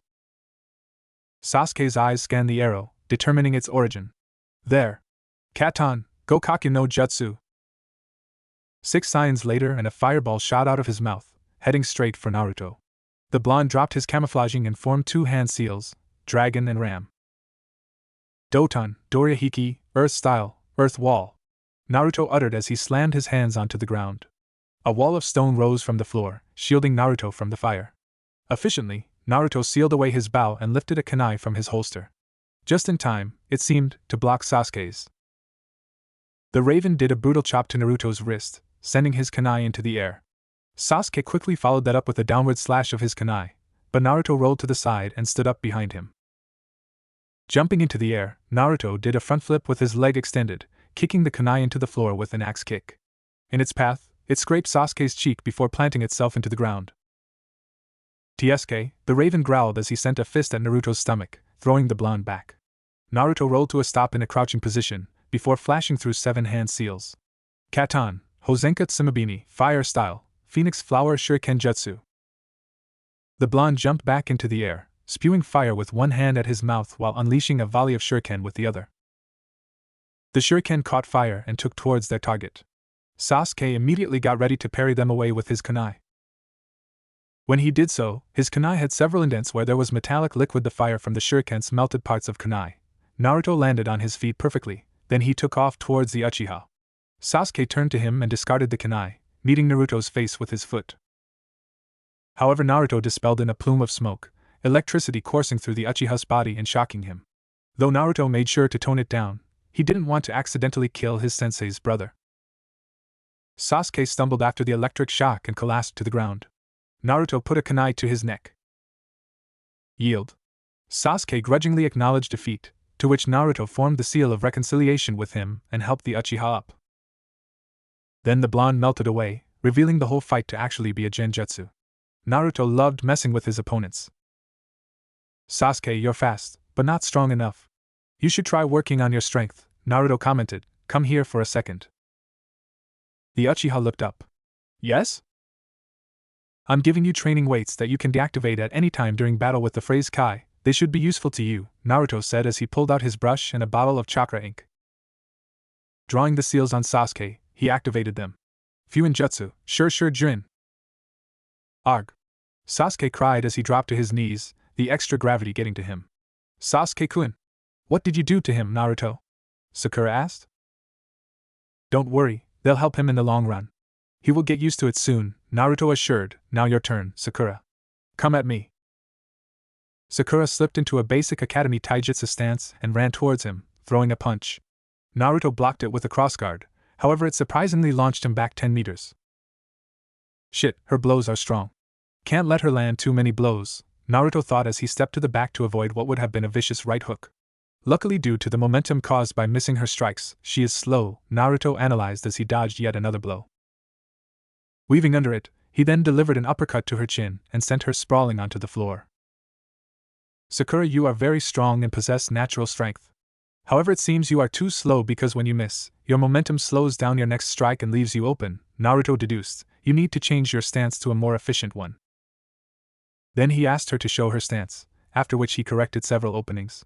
After that he lectured her about feints, and not throwing everything in one shot. For the next 2 hours, Naruto drilled important survival lessons into both their heads, and trained them into the ground. Ma Dainanahan, Team 7, my first impression of you is impressed, came a voice from the trees. Kakashi-sensei, took you long enough, Naruto replied without even looking. Well, don't even bother. Just get to the point, Naruto stated. The other 2 genin turned to look at their sensei. Sakura was too tired to even yell, "You're late, sensei." Sasuke just glared at his tardiness. Now let's all introduce ourselves. My name's Hatake Kakashi. I like some things, dislike other things. As for my hobbies, you are too young to know.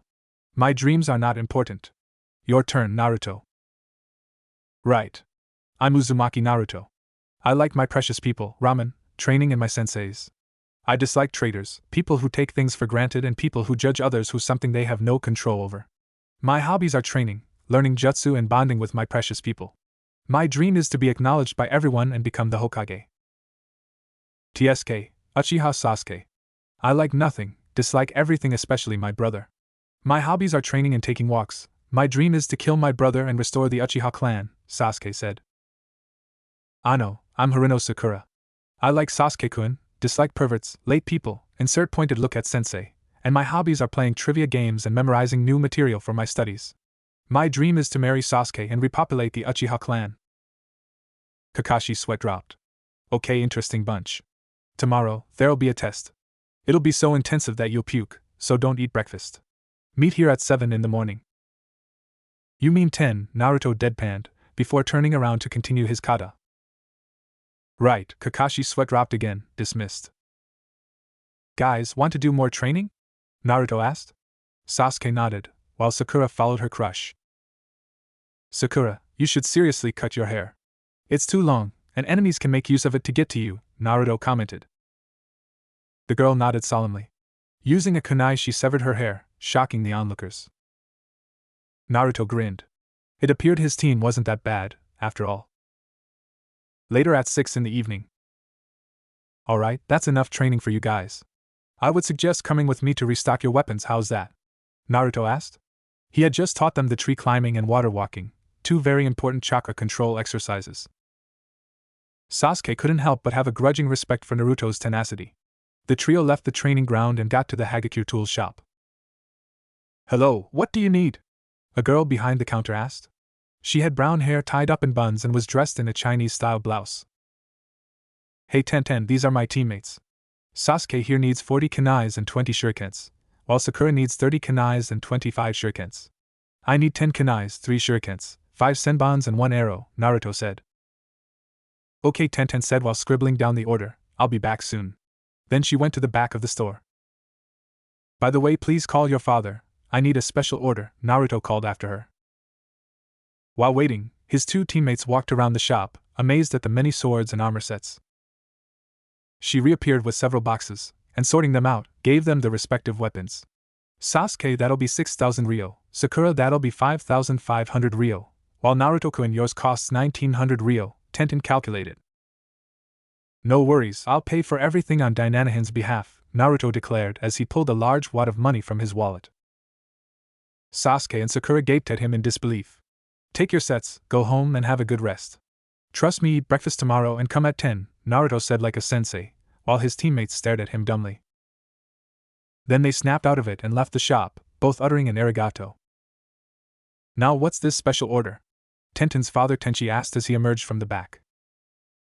Aji-san, I want you to make me these kunais, Naruto said, taking a piece of paper from the counter and sketching on it with a pen. As a three-pronged kunai took shape, the man's eyes widened in recognition. He knew of Minato's son's identity, but this. I hope this can cover part of the cost, Naruto continued as he emptied his special kunais onto the table. There were at least 20 there. These are special kunais, they multiply when chakra is sent to the seals on the handles, Naruto started, then proceeded to explain the mechanics of the Gojo Kunai Rinnan. By the end of it, Tenchi was grinning. Why are all Mamikaze's geniuses? He asked rhetorically, before cursing himself at letting it slip. What? Naruto asked, before dismissing it. Never mind. I accept, you can get your custom order for free, the man spoke. The blonde grinned. Pleasure doing business, Tenchi Ajizen, the blonde replied. If you have anything else like this, you can show me and we can work out another deal, Tenchi said. Immediately, Naruto spun on his heel and grinned. Let me introduce you to my Gojo Kibaku Fuda, Naruto said, pulling out a roll of explosive tags. When he exited the store 15 minutes later, he had gotten a free supply of three-pronged kunais for the rest of his career. Training Ground 7. Time to test this Infuen, Kai. Ninpo Sozo Seze, Byakugo no Jutsu. Naruto shouted. A purple diamond appeared on his forehead, then black markings spread across his face. Channeling chakra to his fist, he rammed it into a tree. The entire tree was uprooted and thrown from one end of the training ground to the other, leaving behind a deep trench in its wake. Wo Fuen, seal! The markings receded to the diamond before it too disappeared. Hokage's office. Hiruzen sweated at the display of sheer power through his crystal ball. So Naruto had learned that. Apartment. Tadaima! Naruto called as he entered the house. How was your day, Naruto-kun? Who are your teammates? Mikoto asked.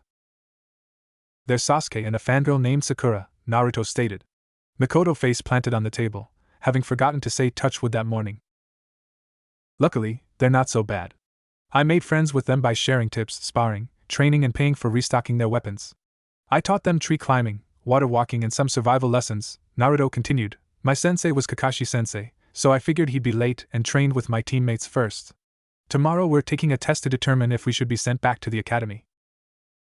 Oh, that Mikoto laughed, recalling her genin days. It's quite entertaining to watch the genins' faces fall when they realize they could get sent back. Kurama sweat dropped in his cage. What the hell, your mom's a sadist. Hey! Don't insult my mom, furball. Naruto protested in his thoughts. Yeah, whatever, the QB replied, cutting off the link. Naruto dug into his dinner and washed the dishes. Then he stripped down to take a shower. After washing away the dirt and grime of the day, he entered his study to continue decrypting the mystery of the Hiruzen. So, the Jutsushiki is a teleportation seal array with a chakra circuit activated by a hand seal, though with enough training no hand seals are required. By the looks of it, it is composed of two seals, linked by a conduit to form an array. The first, the transmitting seal, disintegrates the user, then tears open a rift in spacetime which the user enters. The second part, the receiving seal of another Jutsushiki that the user aimed to appear at, opens another rift, this time back to the real world. Then it reintegrates the user. The whole process occurs in less than 1/100th of a second. So in total the Jutsushiki is made up of two seals, with 4 functions: to first disintegrate the user, send him to a rift that it opens in spacetime, or open a rift to the real world and reintegrate him there, Naruto deduced. Got it, the level 10 seal master muttered as he reconfigured the intricate network of the chakra circuit on paper. I can reduce the Jutsushiki to just the receiving seal, then apply the transmitting seal on myself. This way it's easier to replicate the Jutsushiki on my kunais and that I don't have to be near a kunai to teleport. However, how do I link the transmitting seal to the receiving seal without a conduit? Naruto pondered on that for a while, letting his pencil drop. You could use a sensory seal, then use it to lock on any receiving seals, Kurama suggested, much to his surprise. The blonde gasped. He didn't know that the fox knew that much about Fuinjutsu. Kid, I've been around for more than 1,000 years, figures I have a lot of knowledge on the shinobi arts, Kurama deadpanned. Naruto facepalmed, then drafted a sensory seal onto his notebook. Alright, so I'll build the chakra circuit starting with the sensory seal, then connect it to the transmitting seal with a conduit and 2 chakra ports. Naruto pulled a brush and chakra ink, then marked himself with the seal array. All that was left was to wait for the kunais to arrive and mark them with the transmitting seals. He smiled at the revelation. He had just uncovered the secrets of the Hiruzen, and only he would be able to use it, for he planned to mark them with blood seals. Naruto practiced some kata in his room, before sleeping at 9. The next day, the sunlight once again hit his face. He should seriously get blinds. The blonde yawned and sat up in bed. Today was the day of an important test, so he naturally required the best outfit he could put together. He opened his wardrobe and found a black Uzumaki jumpsuit. It consisted of a black shirt with red Uzumaki spiral designs on the shoulders and black pants. Next, he found a suit of light body armor, similar to a vest.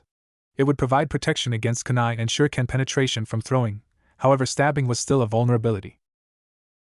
Then he put the leather straps for the sheath of the Hako Chikurato and his quiver of arrows in a cross. Later, he put on a utility belt with a large pouch at the back to store an assortment of weapons.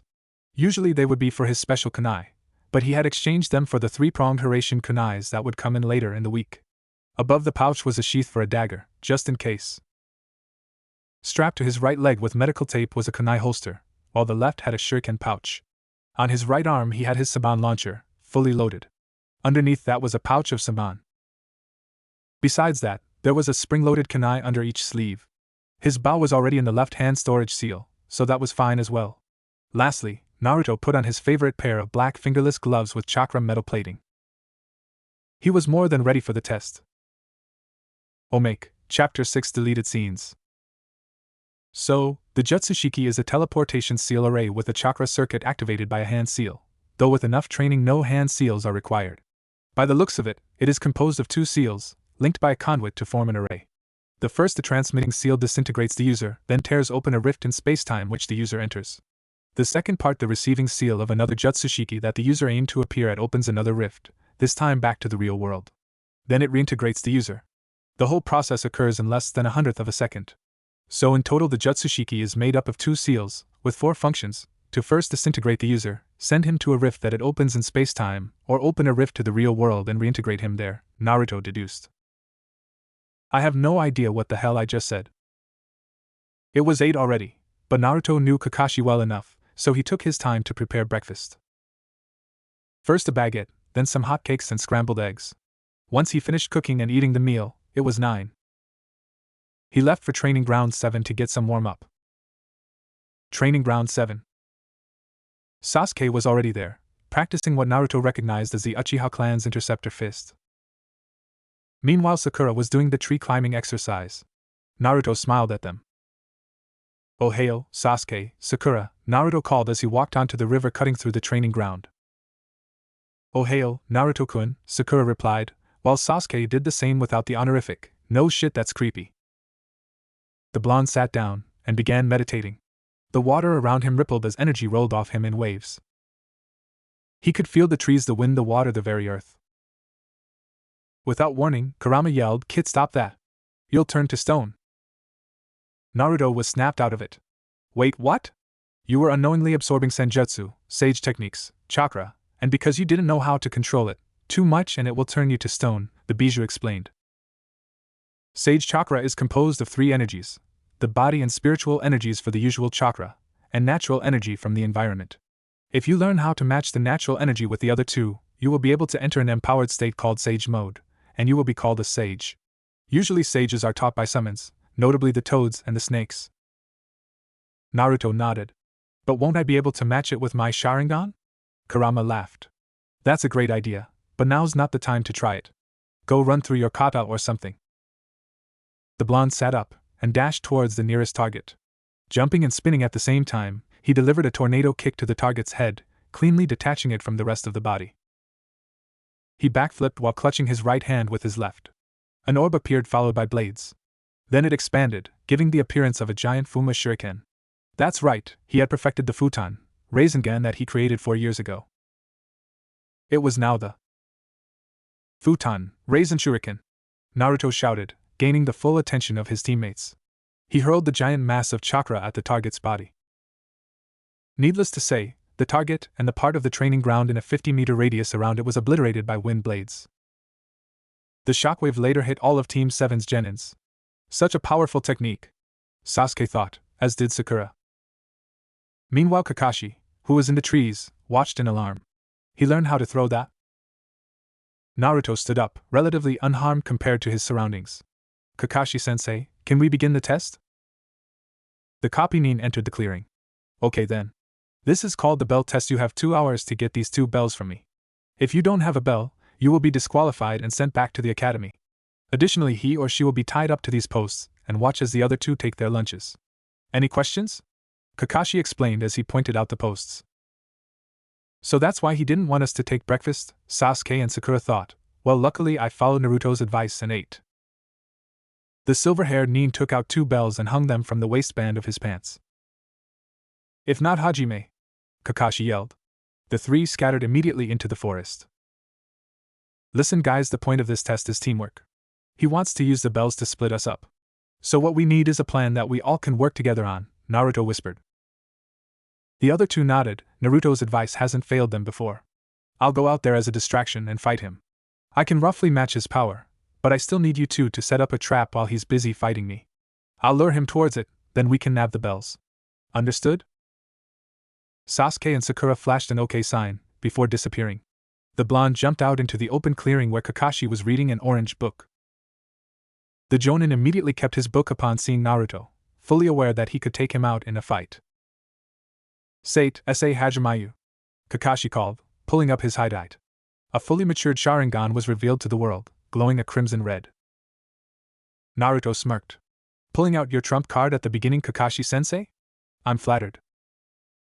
The blonde dashed forward, delivering a roundhouse kick. Kakashi dodged it narrowly, and wouldn't have if not for his Sharingan. Naruto blurred away, appearing 10 meters away. Shuriken Kage Bunshin no Jutsu, he called, throwing a shuriken from his pouch. It multiplied into 1,000, the entire volley taking off towards Kakashi. The copy nin responded with the same move, using his Sharingan to copy it. Each of Naruto's shuriken deflected off each of Kakashi's shuriken. Copying it? Let's see you copy this, Kakashi-sensei. Naruto yelled, weaving the hand seals rat, rabbit and tiger. Water materialized from the air and gathered to form a water dragon.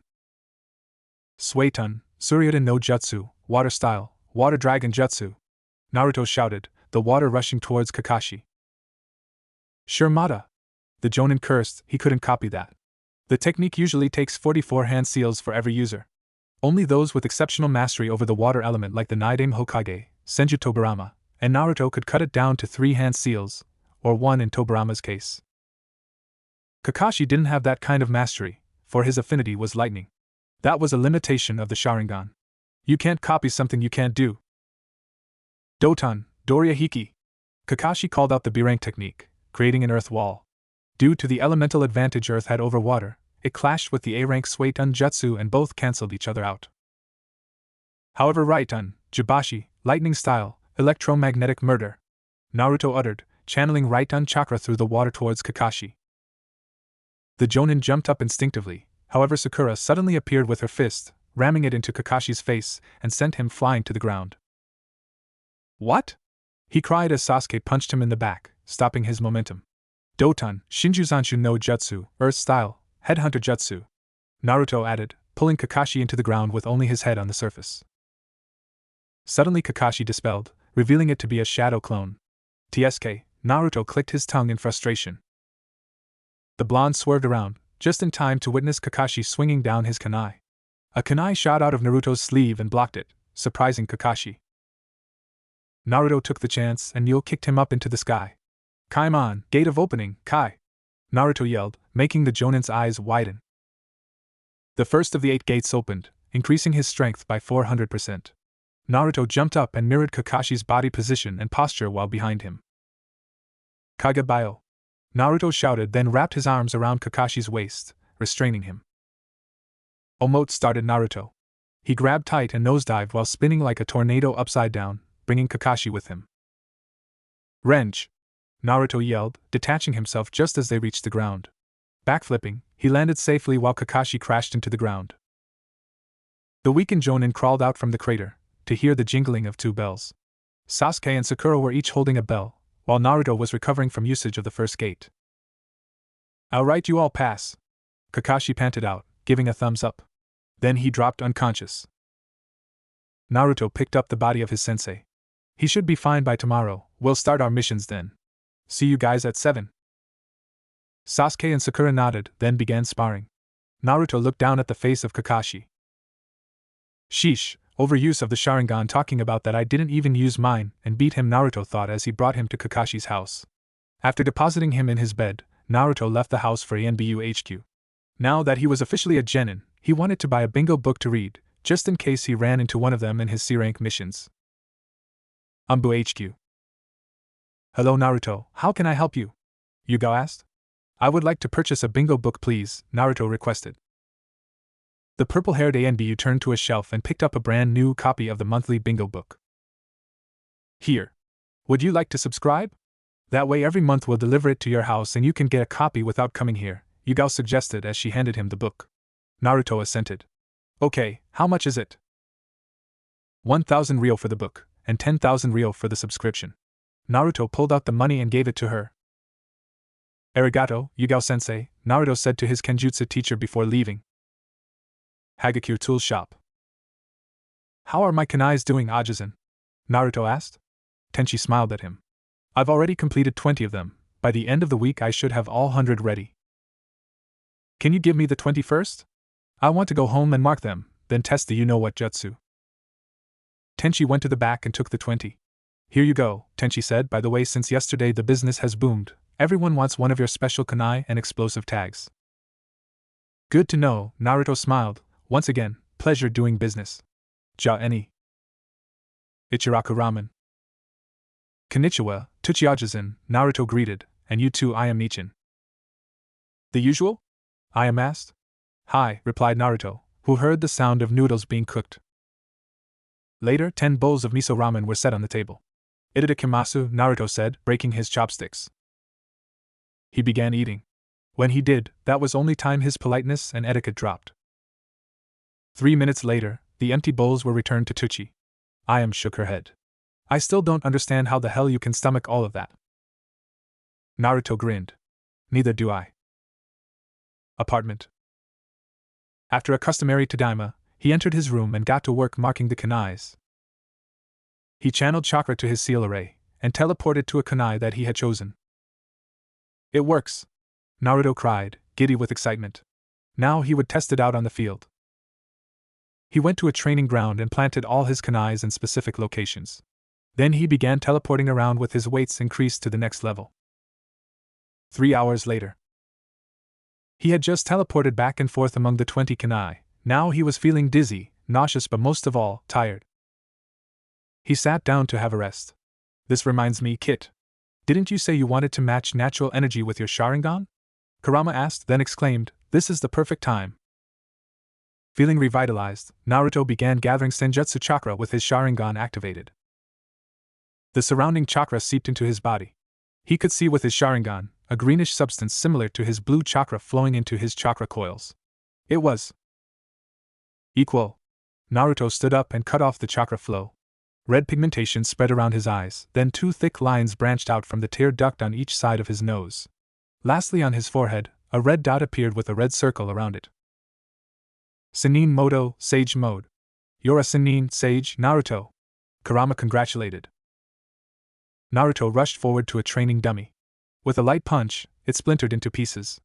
I didn't even use much force, Naruto marveled. His face looked like that of a kid brought to a candy store. Kurama smirked. That's not all, Kit. By utilizing the surrounding natural energy, you can still hit something you miss with the energy. For example, go to another dummy. Purposely miss your punch, but the distance must still be near. Naruto did as told, missing his punch narrowly, but the target shattered anyway. Amazing. What else? You'll have increased speed, power, and reflexes. Also, you are more attuned to your environment such that you can sense things easily. Basically, it increases your already powerful sensory ability by 10-fold, Kurama explained. After testing that out for about another 15 minutes, he ran out of Senjutsu chakra. This new milestone proves you are worthy of my contract, the QB declared. Contract? What contract? Asked the confused Naruto. The Kitsune Fox summoning contract. By drawing blood and performing the Kuchios no Jutsu, summoning jutsu, with the hand seals boar, dog, bird, monkey, and ram, you'll be able to summon a variety of foxes based on the amount of chakra you input. The boss summon that requires the most chakra to summon is, of course, me, Kurama boasted. Then Naruto was pulled to the mindscape. Mindscape. The QB dropped an open scroll to the cave floor. With your blood, sign your name and put the fingerprints for every finger in a slot, Kurama ordered. Naruto did as commanded. Now go back and perform the Kuchios no Jutsu, the QB said. Remember, you must first draw blood before doing it. Real world. Naruto brought his right thumb up to his incisor and bit down hard, causing blood to flow out of the wound, though it already began healing. Ainu Tori Saro, Hetsuji Kuchios no Jutsu, Naruto called, slamming his palm onto the floor. A black summoning circle spread out from the point of contact, before smoke filled the area. A red fox appeared on the scene. She had wind-blue eyes and a long snout. So you're the new summoner then? I am your personal summon Akane. Hello Akane, my name is Uzumaki Naruto, the blonde greeted. I am capable of many things, like collaboration ninjutsu. My element is fire and lightning. I can also transport you and any friends to anywhere by increasing my size, Naruto-san, Akane introduced. My Oturo Masaru is a spy fox. He has a keen nose and sharp eyes, and he can turn invisible via a kitsune ninjutsu. He can also serve as messenger. Good to know. See you next time, Akane-chan, Naruto said before she dispelled, returning to the summoning realm. Apartment. Today I learned the Hiruzen, became a sage and a fox summoner as well, Naruto recalled, before hitting the sack. The next morning. Dainanahan, are you ready for your first mission? Kakashi asked. There was a hi, a nod and a HN. They entered the mission room. Team 7, your first E rank, eh? Well, the mission is to capture Tora, a Chunin said. Cool, we get to capture a tiger? Sakura asked. Tora, the cat of the fire daimyo's wife, he elaborated, causing facepalms from the whole of Team 7. Kakashi sighed. Welcome to the wonderful world of D ranks. Make extras. Naruto brought his right thumb up to his incisor and bit down hard, causing the one whole phalanx of it to be severed. It dropped to the floor, a pool of blood. Where his right thumb was supposed to be was a bloody stump. Oops, forgot that Kurama increased my teeth's sharpness, Naruto said sheepishly as the thumb began regenerating slowly. I asked you to create a small wound, not bite off your thumb, Baka. Kurama roared. He was pretty sure that was enough blood for the summoning. After a week of those dreadful D ranks, Naruto had acquired all 100 of his Hiruzen kunais and replaced all of his standard ones with them. Also, he held the record for the fastest time to catch Tora. Flashback. Naruto held the cat in his hands. It was snarling at him, until Naruto put him to sleep with the genjutsu. He marked Tora discreetly with the Hiruzen Jutsushiki on his hand. Oh yes, he had applied the receiving seal to his hands so he could mark the enemy without kunais. On the next day, he had escaped again. Naruto was in the mission's office and planted a receiving seal. Within a second, he disappeared and reappeared in the office, a look of shock evident in Kakashi's and the Chunin's eyes, who recognized the jutsu due to the blinding yellow flash. I believe I broke the record, Naruto smiled pleasantly. Present. Team 7 reporting for another mission, Kakashi said. The Chunin looked up into Naruto's eyes, the one who broke the record. However, instead of the usual cerulean blue, it was crimson red with 3 spinning black tonal. He suddenly felt compelled to give this team a C-rank mission. In a daze, he went to the C-rank shelf and pulled out a scroll. Here you go. Protect Tazuna, the bridge builder of Nami no Kuni, land of waves, till he completes the bridge. An old man wearing a straw hat strolled in. I asked for top-notch protection, not a bunch of brats, Tazuna complained, taking a swig from his sake bottle. For a couple of bandits, you won't need top-notch protection. Besides, I think 2 A-rank shinobi on the team should be more than enough for a genin squad, Kakashi stated. Tazuna's eyes widened. Fine then. I'll see you guys at the East Gate in an hour. Then he walked off. 2 A-ranks? Who, Kakashi-sensei? Sakura asked. Naruto and I, Kakashi answered, before body flickering away. Naruto disappeared in a yellow flash to avoid the argument that would surely come. Damn it, and he was befriending his 2 teammates. East Gate. Naruto appeared, sitting below a tree and meditating. Naruto, we're getting ready to leave, Kakashi said to his student.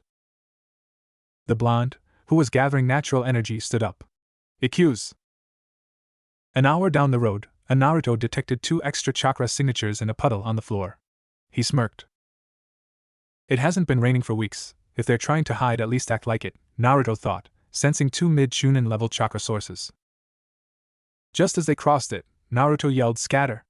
At the same time, two shinobi jumped out from the puddle and wrapped a shuriken chain around Kakashi. They pulled hard, reducing their sensei to sliced flesh. Meanwhile, Sakura was in front of Tazuna in a protective stance. Sasuke had jumped off to the opposite side of the road. Naruto was in the middle, analyzing the enemy. The Oni Kyodai, Demon Brothers, Gozu and Meizu. Two Chunin nuke nin missing nin, from Kirigakure. Naruto said aloud, the article that he had memorized from his bingo book. You seem to know us very well, Genin. Now step aside. Hand over the old man and we won't hurt you, Gozu said menacingly, unleashing his killing intent upon the four. Naruto burst out laughing. His Kai had nothing on Kurama's or his. What's so funny? Meizu asked, annoyed. The blonde pulled out a three-pronged kunai. You just picked the wrong squad to mess with, Naruto replied, twirling the kunai. The two Chunin paled, recognizing the look. Blonde hair, blue eyes, it's the Kiroi Senko yellow flash. Gozu cried. Naruto shrugged, getting into a stance. I'll end this quick, the blonde said, unknowingly uttering his father's most favorite phrase before ending the enemy. The two froze up, letting Naruto throw the kunai onto the floor. In a flash of yellow, he teleported while unsheathing the Hako Chikura too. A blur of white moved across Gozu's neck. When it faded away, he already had his head rolling across the floor. Naruto then moved on to Meizu, kicking him in the testicles. Then he glared into his eyes, Sharingan spinning. Megan, Siren no Naraku, demonic illusion, blue lotus hell, Naruto whispered. This was, in Naruto's opinion, the best tool for torture and interrogation. Under this genjutsu's effect, any pain, no matter how small, could be magnified or relocated to another part of the target's body. Meizu crumpled to the floor, holding his manhood in extreme pain. Now you're going to answer my question, Naruto said, Sharingan glowing. Who do you work for? Gato, the shipping magnate. Is there anyone else waiting for us? Momochi Zabuza and his apprentice. Naruto looked him in the eye one last time. Megan, Kasegui no Jutsu, demonic illusion, shackling stakes jutsu. Meizu involuntarily screamed as he fell to the floor, immobilized. He had the sensation of 1,000 spikes being driven into his body.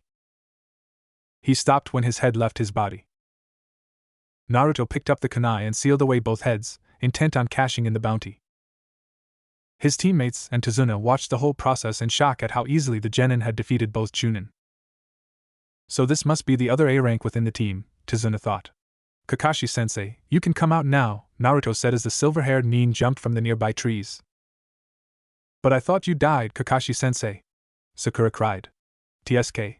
Kawarimi no Jutsu, Sakura, Sasuke said, pointing to the sliced logs lying on the floor where Kakashi's corpse was supposed to be. Kakashi-sensei, Meizu said that Zabuza would be waiting for us, Naruto reported. Kakashi stared at the client. Now it made sense why he wanted top-notch protection. This mission has turned from C rank to A rank. Tazuna, why are shinobi after you? The old man sighed and explained, our country is currently broke because Gato the tyrant is controlling our country with his thugs. If we complete the bridge linking Nami no Kuni to Hai no Kuni, Land of Fire, we will prosper. Gato doesn't want that and sent shinobi after me. However, I can't afford anything higher than a C rank, so I lied about the mission parameters. Kakashi asked Team 7, do you want to continue this mission? Naruto nodded, while Sasuke agreed as well not to get outdone. Sakura, as usual, agreed with her crush. We have reached a consensus. We will continue the mission, however we expect full payment when your country is wealthy again, Tazuna-san, Kakashi announced. The client thanked them profusely as they continued on their journey. Border of Hai no Kuni. Naruto heard the sound of rustling behind a bush and launched a kunai at it. What fell dead was a white rabbit. White? How can it have a white coat in summer? Something is wrong, Naruto analyzed, before he detected a chakra signature closing in on them. Get down! Kakashi yelled just as someone else shouted, Hisenken, flying revolving sword. A massive broadsword shaped like a butcher's knife flew at head level, spinning like a boomerang before it impaled itself on a tree close to the shore of the lake marking the border. The Kubikuri Bocho, decapitating carving knife, so this must be Zabuza, Naruto thought. Kirigakure no Kijin, demon of the hidden mist, Momochi Zabuza. A rank Anbu nuke nin from Kirigakure, Naruto read off his mind. Sharingan no Kakashi, now I see why the demon brothers failed. And who are you, smartass? Zabuza said snarkily as he appeared standing on his sword. The blonde looked up while drawing his Hiruzen kunai. It's a pleasure to meet a fellow A-rank, Naruto answered. The demon of the hidden mist paled visibly. The Kiroi Senko? I don't understand why I am always mistaken for the Yondaime Hokage, but it's fine, I intend on surpassing him, Naruto shouted before he charged. With that, Zabuza came to a conclusion. This kid must have been the Yondaime's son, though it looked like he didn't know. Zabuza jumped off his sword while catching the handle, bringing it down with him. Then he did a vertical swing. Naruto blocked it by catching the edge of the blade between two prongs of his kunai. Then with his strength, he swiped the blade away to the left. Zabuza spun with his blade and delivered a kick to Naruto's stomach. The speedy blonde twisted his torso so that he just missed. Then he backed away. So this is the legacy of the Kiroi Senko? You're fast, but not fast enough, Zabuza commented. TSK, I haven't even started yet, Naruto stated, pulling out his Hiruzen kunais. After that, he scattered them across the field. If this kid knows that, I'm screwed, Zabuza thought before raising his left hand and forming the seal of confrontation with his right.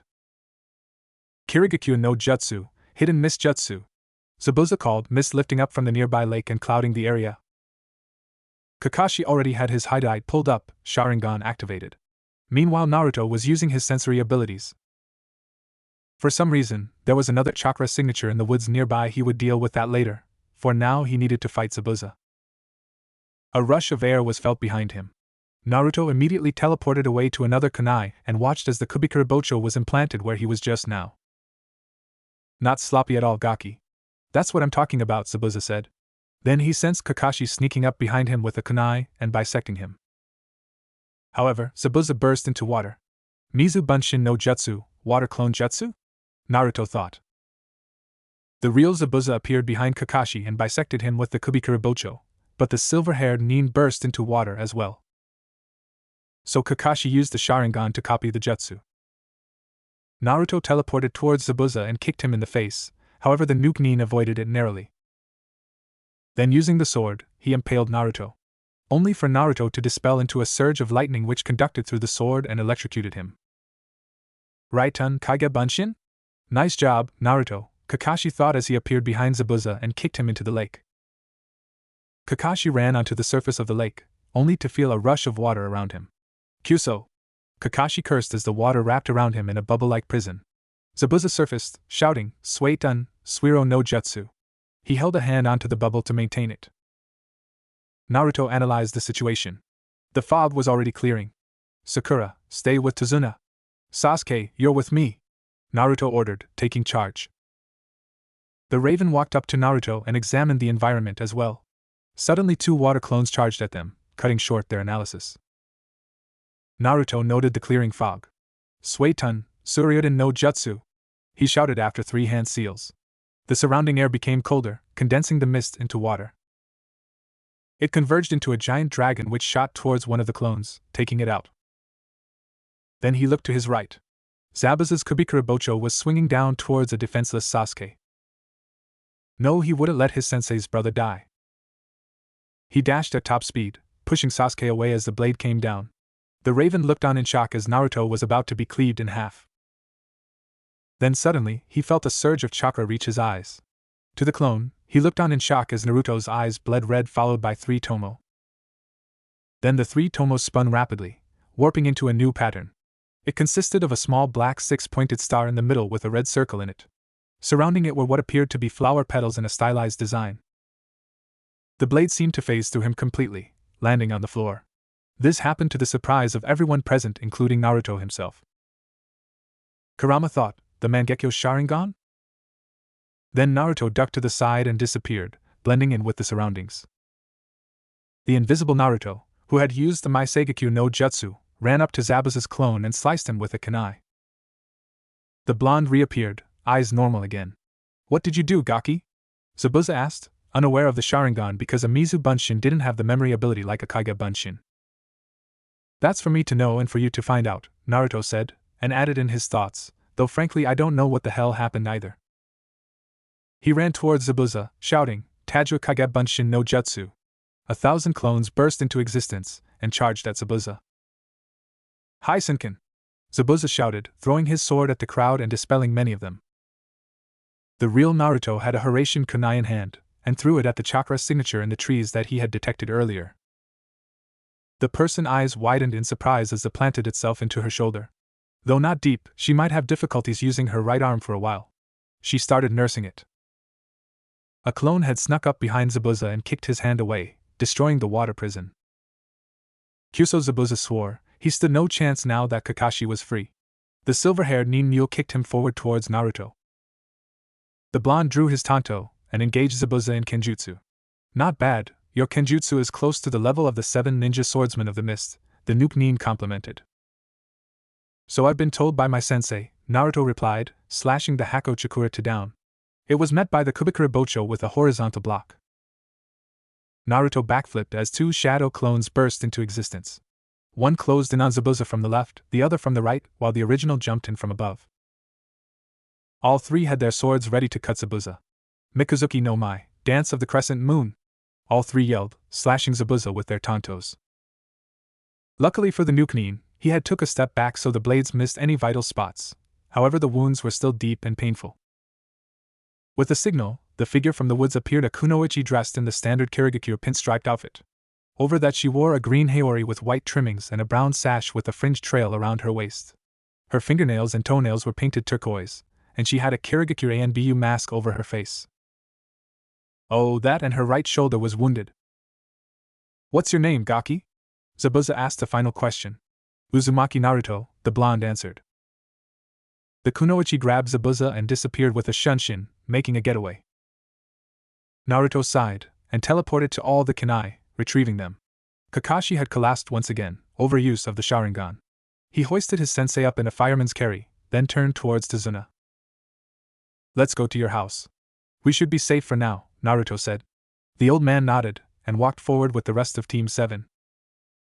They would rest for now, but no doubt there would be another confrontation. Make deleted scenes. But I thought you died, Kakashi-sensei, Sakura cried. I smiled. I did, you're just hallucinating. Soon, Naruto and Sasuke will have to send you back for a mental examination. But... Stop talking to yourself, scolded Kakashi's ghost harshly. I am not talking to myself, she screeched, gaining the attention of both her teammates. Naruto whispered, she must be mentally scarred after Kakashi-sensei's death. After this we'll bring her back to the asylum. The Uchiha nodded in agreement as Sakura continued yelling to herself. The 5 arrived at Tazuna's house. Knocking on the door, a young lady dressed in a short-sleeved pink shirt with long, dark blue hair opened it. Konnichiwa, we're Tazuna-san's security detail, Konoha no Dainanahan, Naruto introduced. This is Uchiha Sasuke, and this is Harino Sakura. The person who I'm carrying is my sensei, Hatake Kakashi. I'm Uzumaki Naruto. Konnichiwa. I'm Tsunami, the daughter of your client, she greeted. Tazuna commented, I wouldn't have made it without them. We were ambushed by 3 ninja. Thank you, please make yourself at home, Tsunami said as she ushered the team into the house. There was a kid wearing a yellow shirt, green overalls and a white hat with blue stripes in the house. That is Inari, my son, Tsunami introduced. Then she led the team to 2 bedrooms. These are the guest rooms, 2 people per room. Sasuke, are you okay sharing a room with Sakura? I need to take care of Kakashi-sensei, Naruto asked. Internally, Sakura was cheering. Sasuke replied with a sigh. Fine. If he's gonna be any use to us, you might as well take care of him.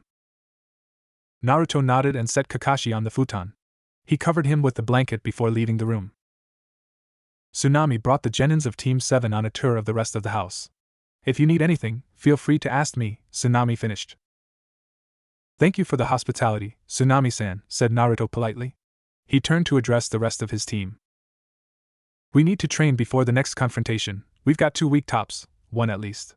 The other 2 responded with hi, then left for their training. Naruto got up the stairs and went to Kakashi's and his room. Kurama, do you know what happened just now? When the blade phased through me? Kurama answered, yes.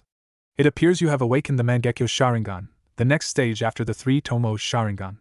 It is rare to awaken this power. I only know 7 people who did so: Otsutsuki Indra, Uchiha Madara, insert snarl, Uchiha Izuna, Uchiha Baru, Uchiha Naka, Uchiha Naori, and Uchiha Rai. And now you, the eighth, Kurama doesn't know about Shursui, Itachi and Narumi because he was sealed inside Naruto when they did. So what powers does it grant me? Naruto asked. I know 6 they're called Amaterasu, Tsukuyomi, Susanoo, Kamui, Koto Amatsukami and Kagutsuchi. Usually one only unlocks a single power with one eye, while the third is Susanoo, granted by both eyes after the other 2 are unlocked. Amaterasu is a ninjutsu that is considered the highest level of fire style. Use of the technique puts a great deal of strain on the user, usually causing their eyes to bleed. The jet black flames of the Amaterasu, said to be the fires from hell and as hot as the sun itself. By focusing their vision upon an object, the user is able to ignite the flames, ignite at the focus of the user's vision. The black flames of Amaterasu are stated to burn through mostly anything in their path, even smothering regular fire techniques with ease. Amaterasu is said to never stop burning. Even when whatever is caught by Amaterasu is completely reduced to ash or destroyed, it can still continue burning for 7 days and 7 nights. It cannot be extinguished with water or any other normal methods. However, the flames cannot burn through chakra. Also, the flames burn fairly slowly compared to ordinary flames. This allows anyone struck by Amaterasu an opportunity to remove whatever clothing or body parts have been caught ablaze before the flames spread further. The flames can also be extinguished by the user that summoned them, albeit it puts great strain on their eyes, Kurama explained. Next, Tsukuyomi is noted to be one of the most powerful genjutsu in existence. Tsukuyomi requires eye contact to be performed, trapping the target within an illusion completely under the user's control. It allows you to alter the perception of time with ease within the genjutsu to make a few seconds seem like many days as a means to torture the target. This results in the victim suffering psychological trauma that incapacitates them for a considerable period of time. Such a powerful technique is not without its disadvantages, however. Due to the complexity of the illusion and the quickness with which it is executed, an enormous amount of chakra is necessary and an added amount of stress is placed on the left eye. The ultimate defense. Susanoo is an ability granted to those who awaken the powers of both their Mangekyo Sharingan. It creates a gigantic, humanoid being that surrounds the user and fights on their behalf. As one of the strongest techniques granted to those that have acquired the Mangekyo Sharingan, it is the user's guardian deity, but at the same time, it consumes the user's life force and damages their body over time. With continued mastery of Susanoo, the user can bypass this weakness and can continue to sustain Susanoo with the only concern being their chakra reservoir. Since it is formed through the materialization of the user's chakra, its abilities, appearance, and color vary among individuals. The user is able to freely move around within Susanoo's body as well as levitate inside of it, and can also leave its body entirely while maintaining it. It is also possible for others to enter Susanoo when allowed by the user. While Susanoo acts as a defense against external attacks, anything coming out of its body will simply phase through it. Susanoo can also be easily reformed in the event it is obliterated by a powerful attack, provided it protected the user from being massively injured and they're still physically capable of reforming it. Several users of this technique have demonstrated the ability to activate and maintain Susanoo without having their Mangekyo Sharingan active, or even their regular Sharingan. As with other techniques granted by the Mangekyo Sharingan, the user's eyes and body are strained while using Susanoo and a large amount of their chakra is consumed. Because the user is able to freely pass through Susanoo, it is possible for an opponent to forcibly remove them from it. A sufficiently powerful attack can result in damage being done to Susanoo, especially during the technique's developmental stages, after which the user is left open to attack. Susanoo cannot defend against attacks which do not actually deal physical damage to it, such as strong lights and sound-based genjutsu, all of which can impair the user's ability to sustain Susanoo. As it develops, Susanoo goes through several different forms, usually gaining additional weaponry in the process. The user can switch between these forms at will, or, in the case of the first 2 stages, leave it in a state between forms. When first activating the technique, the user can only manifest a portion of Susanoo's skeleton, such as a smaller version of its ribcage which, while providing a good defense, can still be fractured, as well as melted. The user can form other parts of the skeletal structure, such as an arm, to interact with their surroundings, or to wield one of Susanoo's weapons. When first forming, Susanoo manifests around the user as an aura. Eventually, the user is able to form the entirety of Susanoo's skeletal structure. Additional musculature and skin can then form atop Susanoo's bones, progressively completing it until it develops into a fully manifested form in which the vulnerabilities of the skeletal form are largely eliminated. In its next form, this fully humanoid shape is further surrounded by a layer of armor that causes it to resemble a Yamabushi. At this stage, it can prevent enemies from reaching the user unless they can get through Susanoo's various layers. Though users of this technique often only form Susanoo's upper half, legs can be manifested to give it a full body, granting it increased mobility. Some users, who have attained perfect mastery over this technique, are capable of stabilizing Susanoo's chakra, causing it enter a colossal form known as the Kanshitai Susanoo, perfect Susanoo. Through the use of Susanoo, the user is able to create the Yasaka no Magatama, Yasaka beads, from any of its hands, which can comprise of a single Magatama to several bound together through their respective centers by a thread of chakra. Due to this structure, the tools act in a similar manner to that of a shuriken when thrown by Susanoo, rapidly spinning towards the intended target, and result in a powerful collision upon impact. The size of the created projectiles are dependent upon the user's intent and situation, with smaller variations often used when fighting in close quarters or confined spaces. While all operating in a somewhat similar manner, the technique can assume multiple forms that differ slightly both in appearance and use. These range from 3 Magatama bound together by a single, circular thread that are created either between 2 of Susanoo's hands or from just one, which are then propelled towards the target as a single combined projectile. Or, a considerable number of Magatama strung out between 2 of Susanoo's hands, using an interconnecting thread. These then detach themselves from one another once propelled towards the target, so that each Magatama becomes a separate projectile. The power when the Magatama are separated is comparable to explosive tags. There is also another weapon similar to the Yasaka no Magatama. It's called the Tsukumo. After manifesting the Susanoo's upper body, it opens its ribcage to expose its chest before launching a barrage of large green-colored chakra needles. Kurama explained, marveling Naruto with his knowledge of the Susanoo. Kamui is a powerful Mangekyo Sharingan dojutsu, visual technique, that creates a unique and specialized form of space-time ninjutsu. It allows the user to achieve 2 very distinct, yet closely associated feats: teleportation and intangibility. Kamui allows the user to transfer anything to another dimension. Once a target is sent to this dimension, it is unable to escape. This technique, when used through the right eye, is also able to make the user intangible by transporting portions of their body to the same pocket dimension. Each eye is able to transport targets by creating a swirling distortion that opens a void into another dimension. This technique's effect acts as an attractive force, both visibly drawing the target inwards and distorting their form until they disappear. A user of the right eye requires physical contact to absorb a target, while a user of the left can do so from a distance. Kamui also allows the user to teleport to virtually any location they desire by absorbing their own body into the swirling distortion. When using Kamui to teleport, whatever the user is touching will be warped along with them, and their chakra becomes untraceable. After storing a target within Kamui's dimension, the user can then eject it from their eye at any time. This can be done with varying degrees of force. While in Kamui's dimension, the user can transport targets out of said dimension at any time, even without establishing physical contact. Despite not always being present, you could keep targets under genjutsu while they were confined inside this technique's pocket dimension, thus keeping them incapacitated for extended durations. A user of Kamui can synchronize with other space-time techniques, allowing them access to other dimensions. After entering a new dimension through this method, the user is able to travel to and from said dimension, as well as any other connected dimensions, at will. The long-range version of Kamui, an ability belonging to the left eye, is primarily based on line of sight and, as such, does not require physical contact to warp a target into the other dimension. By focusing to create a barrier space and concentrating on the target within, Kamui will distort space and the target will be drawn into the other dimension. The barrier can be expanded and its speed is on par with Amaterasu, Kurama continued about the left eye. The short-range version of Kamui, belonging to the right eye, requires physical contact to warp a target. However, this eye has a unique variation of teleportation akin to intangibility. When activated, any part of the user's body that overlaps with a solid object is seamlessly warped to the other dimension, making it appear as though the user is phasing through them. This ability can dodge most attacks, and by overlapping their entire body into large objects, the user can completely conceal their presence while temporarily erasing all traces of their chakra. This ability can also be used to travel through the ground, a characteristic that you can exploit to ambush your opponents from below. The user also seemingly possesses the capability to extend this intangibility to whatever they are touching at the moment of activation, as long as they are able to maintain some form of contact with at least a part of the desired item or person. It also allows the user to bypass even the strongest Kekai ninjutsu, barrier ninjutsu, Kurama said about the right. When both eyes are used together on the same target, the teleportation process works twice as fast. Through both eyes, the user can create 2 distortions at the same time and connect them. The user can not only create 2 distortions, but also create a portal in their line of sight that can connect 2 dimensions. Doing this, however, requires a tremendous amount of chakra and places significant strain on the user's eyes, causing both to bleed.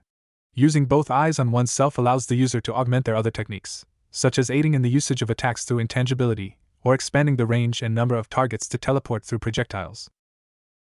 However, the Mangekyo Sharingan is a dojutsu that, with continuous usage, burdens the user with the loss of their eyesight. Since this is the source of Kamui, using it in rapid succession put Kakashi's body at risk as well. Similar to Amaterasu, repeated use of the technique puts a great deal of strain on the user, which can cause the eye to bleed when overused, Kurama said, explaining the drawbacks of Kamui. Next. Kodo Amatsukami is a dojutsu that casts a powerful yet subtle mind-controlling genjutsu on the target. The technique allows the user to enter the mind of any individual within their field of view, and manipulate them by giving them false experiences, making it seem as if they were doing things of their own free will. It is regarded as a genjutsu of the highest caliber, due to the victim being entirely unaware that they are being manipulated. After it has been used, this dojutsu requires a decade before it can be used again. However, this period can be drastically reduced through the possession of Senju Hashirama's cells, Kurama said. Lastly, Kagetsuchi is a technique which applies shape transformation to any technique you use. This is especially useful for creating jutsus. You may think that this is useless, however look where the Raisin Shuriken has got you, the pinnacle of shape transformation. This is a left-eye technique, so it is perfect if you combine this with Amaterasu if you have both techniques, Kurama explained. Then he said, I need water, I've been talking for the past 30 minutes. Naruto thought up of a pool of water which Kurama drank from. So I have Kamui, then, based on the intangibility that occurred in the fight, Naruto deduced, cool. That means I can use Susanoo because Kamui is a technique that is both a left and right eye technique. That's right. But I think with extensive training, you can unlock even more abilities, Kurama said. Now go for your training? Yes, sir. Naruto replied, saluting. Then he exited the mindscape. When he looked at the clock, less than a second had passed. 1 hour in the mindscape is but a second in the real world, Kurama said through the mental link. Naruto went downstairs, to hear with his enhanced hearing that Tsunami muttered under her breath, shit. I forgot to buy the carrots. Tsunami-san, I could go out to town and buy it for you, he offered. The woman gave him a grateful look before turning back to the kitchen. Town. The place looked very dreary and miserable. There were many beggars and orphans along the road, to which Naruto gave them money. The shops were all lacking in what they could sell, most were bare and the food was scarce. When the blonde entered a vegetable stall, he saw someone else just walk in and steal a corn maze. Like seriously, he didn't even bother to be discreet. The blonde shook his head and picked up 3 carrots. He paid for them and left. Sealing the carrots into his storage seal, he spotted 3 men surrounding a pregnant lady. Pay up. Gato-sama demands that you pay tax, or else we'll kill you and your baby, the tallest man said. Please, no. I need the money for my baby, the woman cried, begging for mercy. Naruto's eyes narrowed as he unsealed his bow and drew 2 arrows from his quiver. Within 2 seconds, the 2 lackeys dropped dead, much to the leader's surprise. He turned to Naruto. How dare you? Gato-sama will have your head. The blonde grabbed him by the throat, lifting him up. And I'll have yours, if you don't answer my question. His eyes bled red and warped into a Sharingan. Glaring into his eyes, he said, now, listen up. I want you to go back to Gato's residence and after that, kill yourself. Understood? The man's eyes glazed over. Hi, master. Naruto bit his thumb and summoned Masaru. Masaru, please tail that man back to the enemy's hideout. When he kills himself, can you scout out the area and find out how many sentries there are? Also, please inform me where Gato is when you find him. When you're done, go to a safe place nearby and use the Gyakukuchios no Jutsu, reverse summoning jutsu. Thanks. The fox nodded as he processed the information. Roger that, Naruto-san. Then he turned to the pregnant woman who was still on the floor. Please don't hurt me. He sighed. Don't worry, I'm here to help. I'm part of the ninja squad assembled to protect Tazuna-san. Her eyes widened in recognition. Naruto stuck out his hand and helped her up. Then he took out 100 ryo. Use this to support you and your baby, Naruto said, then he disappeared with the wind. The woman whispered a thank you. Naruto returned to the house and practiced his Kamui and Susanoo. A black aura surrounded him, his chakra manifesting into a gray ribcage. Then skeletal arms appeared, followed by a skull with bright yellow eyes. Musculature and skin started forming over the skull, arms and ribcage, giving them solid shape. Level 2? Not bad, Kit. Kurama complimented. Naruto shook his head. Level 3, then I'll stop. He pushed all his chakra into the avatar, causing gray armor to sprout out and encase the humanoid. A head-like helmet went over the humanoid's head, giving it false eyes and a long, tengu nose. Above the eyes was a yellow gem. Where the mouth of the helmet was supposed to be, was a black void with 2 yellow orbs, the real eyes of the Susanoo. Kurama laughed. His host was actually not bad as a shinobi. Naruto released the jutsu, and the transformation process went in reverse until the black aura disappeared. Suddenly, in a poof of smoke, he reappeared in front of a strange building. Masaru retreated from a disappearing summoning circle. Next to him was the corpse of the man that Naruto had hypnotized earlier.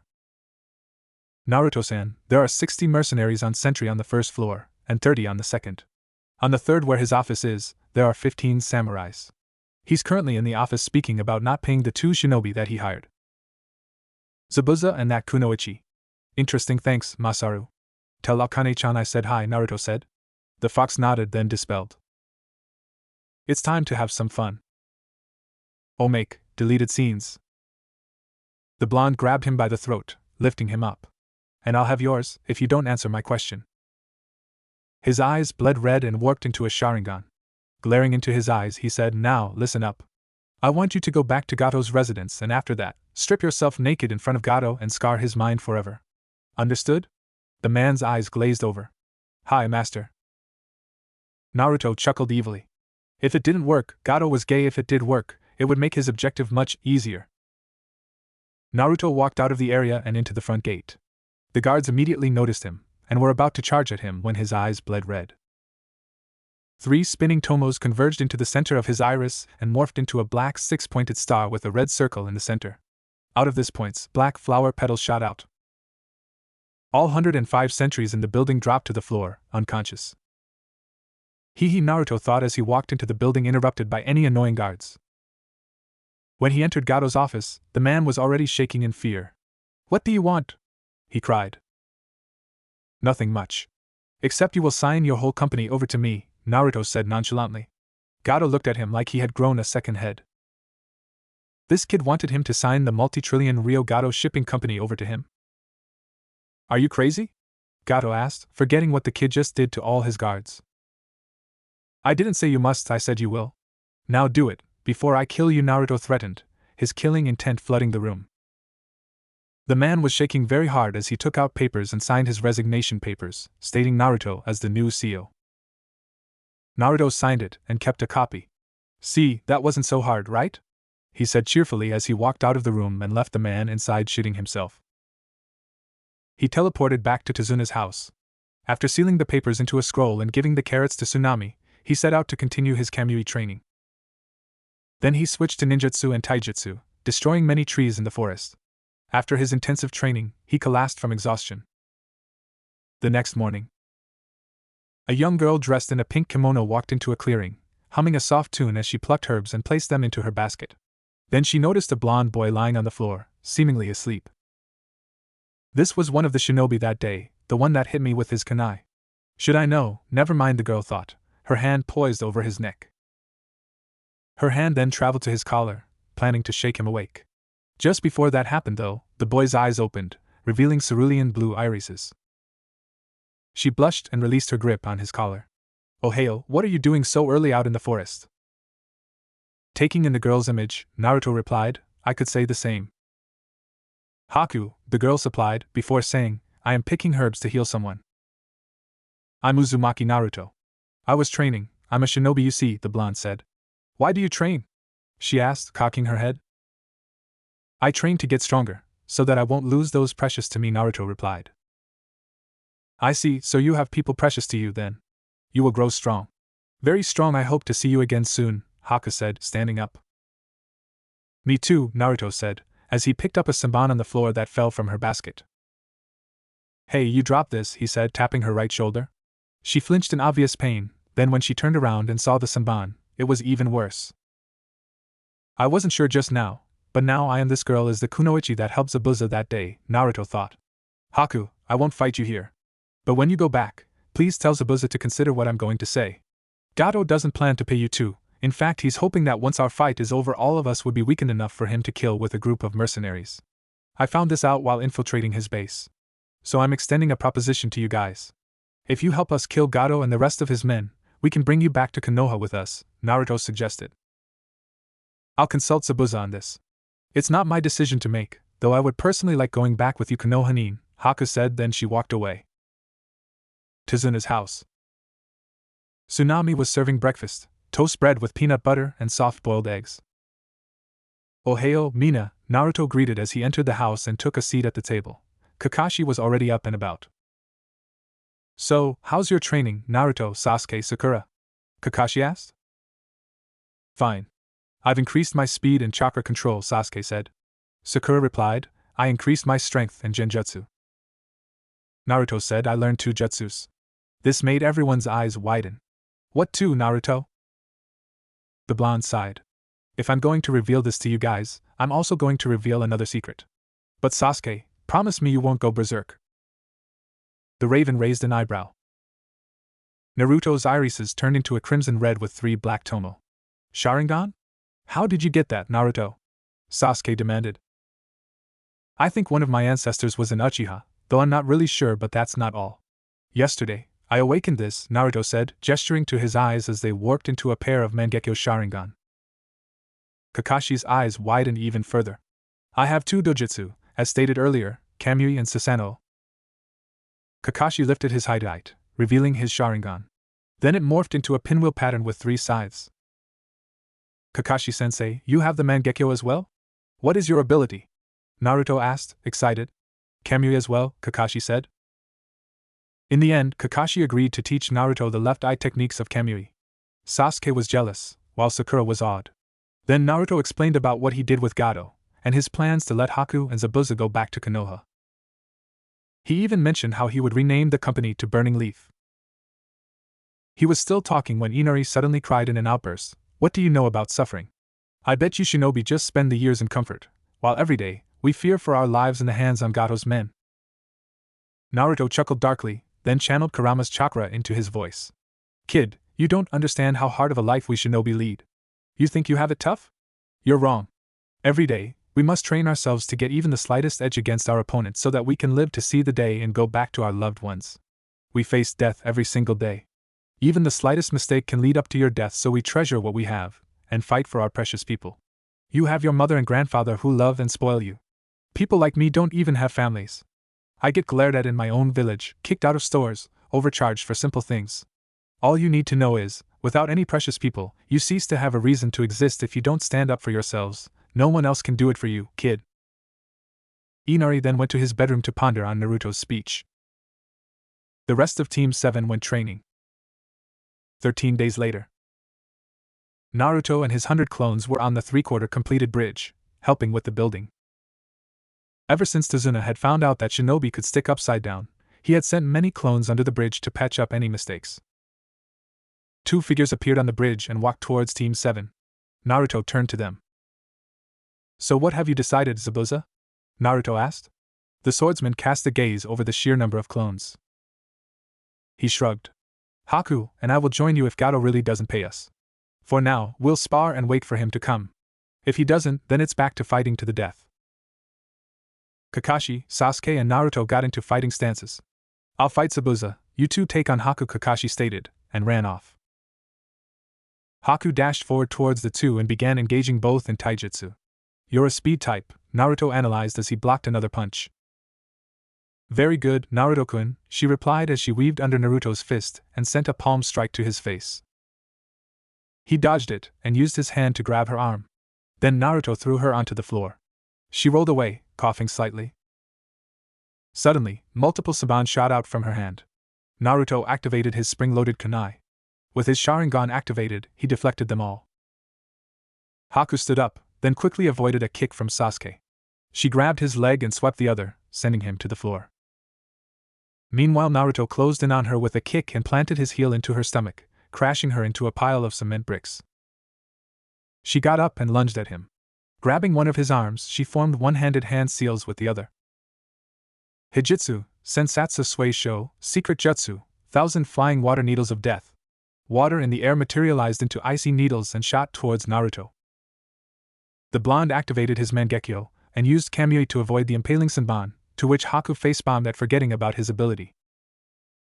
When Naruto became tangible again, he formed hand seals. Futon, Detapa, Wind Style, Great Breakthrough. Hearing this, Haku placed her hands in a crossguard to brace herself against the incoming wind. She was blown back by 50 meters, but managed to stay upright.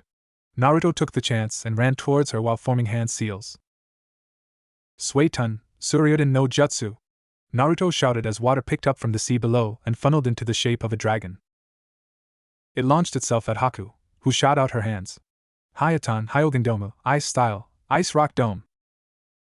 A large ice dome materialized around her, and the dragon crashed into it, exploding into a shower of water. Sasuke, let's do a combo! Naruto shouted as the raven got up. He nodded and formed 6 hand seals, while Naruto did 5. Katon, Gokake no Jutsu! Futon de Tapa! Then both yelled, Shikuten, Genki no Jutsu, Scorch Style, Blaze Ball Jutsu. The Katon Jutsu, augmented by the Futon Jutsu, ripped its way towards the ice dome. Everything ended in a giant explosion. Both jutsus cancelled each other out. Hayatan, Kori Samban, Ice Style, Ice Samban! Haku shouted, shooting spikes of ice at both Naruto and Sasuke. Activating his Mangekyo, the left eye locked on the spikes and pulled them into his dimension. Naruto panted slightly, before recovering and drawing a kunai from his holster. It soon clashed with the Samban in Haku's hand, then they snapped because the prongs of Naruto's kunai were made out of adamantine. The blonde spun around and delivered a roundhouse kick to her stomach, only for her to shatter into pieces of ice. The real Haku appeared in front of both of them, flashing through hand seals. Hayatan Makio Hyosho, Ice Style, Demonic Ice Mirrors. Multiple ice mirrors surrounded the two, even the top had a mirror which made the whole place look like a house. In every mirror, Haku was present, so it seemed to Sasuke. To Naruto, who had his Sharingan activated, he could track Haku and knew that she was just moving so fast that it appeared like she was everywhere. Haku decided to deal with Sasuke first as he seemed like an easier target, raining Senbon down on him. Sasuke was thinking, focus! See the Senbon and anticipate he got his reward for his effort, in the form of a pair of Sharingan. Not bad, Naruto mused as he deflected the hail of Senbon from the girl. Sasuke, just try to dodge it, I'll deflect cause my Sharingan has enough power to track her movements. Yours doesn't. Sasuke grunted but began dodging the assault while Naruto fended off the attacks. Now, how do we escape this? Naruto brainstormed. Kami, damn it! Cursed the blonde, the speed of the shower had increased, giving him less time to think. How about Kamui? Naruto thought, and channeled chakra to his right eye. However, instead of teleporting away, a thin line of blood fell from his right eye. Black flames sprouted from one of the mirrors and melted it immediately. What? Everyone thought at the same time. Wasting no time on his surprise, he grabbed Sasuke by the collar and tried to escape while deactivating what he thought was Amaterasu. However, Haku regenerated the mirror, preventing all thoughts of escape. The Senbon shower had stopped, giving Naruto enough time to think. A black aura wrapped around Naruto and Sasuke while a gray ribcage formed around them.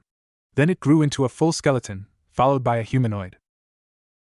When the Yamabushi armor came, every mirror exploded with a burst of black chakra, throwing Haku back by 20 meters. She rolled to a stop and coughed up blood. Then came the sound of clapping. Well, it looks like you couldn't even take care of a couple of Konohanin and an old geezer. But that's fine, because I never planned on paying you, Zabuza. Shinobi are expensive, the snobby voice of Gato echoing across the bridge. You were right, kid, luckily I saved up energy for this, Zabuza commented as he swung the Kubikura Bocho and eyed the mercenary army Gato brought with him. You've got my respect, take my sword and Haku back to Konoha, Zabuza said, tossing the sword to the blonde who caught it. You're the one who I'll take back my company by the end of this. Gato yelled when he spotted Naruto. But Zabuza-sama, you're not coming with us? Haku asked. The swordsman shook his head, before planting a kunai into his mouth and charging at the 100 mercenaries. At the end, he was wounded fatally, but took Gato with him to the waters of Nami no Kuni. The mercenaries all lay dead. I guess this means it's a truce, Naruto said, his hands glowing green and healing Haku from her injuries. He helped her up after that and strapped the Kubikura Bocho to his back. It was surprisingly light in his hand as he did so, but he guessed it was due to his strength. This sword would be heavy in the hands of others. Team 7 returned to Tizuna's house. The whole village was celebrating Gato's death, and once again the streets were lively, bustling with activity. Naruto went over to Gato's base and ran through his files, changing the name of the company to Burning Leaf as planned earlier. Then he cut off all illegal tradings. He didn't want to have anything illegal tied to his name. After sealing all the files away, he sold the whole 3-story house, its furniture, and any of Gato's valuables away. When he returned to the house, he was richer by 100 million ryo. Tizuna's house. Kurama, why the hell did I use Amaterasu on the bridge earlier instead of Kamui like I intended? Naruto asked through the mental link. I think because while you were channeling chakra to your right eye, you were focusing on the mirror instead of just amassing chakra. I guess you could say, you were glaring at the mirror because you were frustrated and ended up activating Amaterasu, Kurama suggested. So you mean I have to focus and channel chakra for Amaterasu, while just channel chakra for Kamui? Naruto asked. For now, I think saying the dojutsu name will suffice.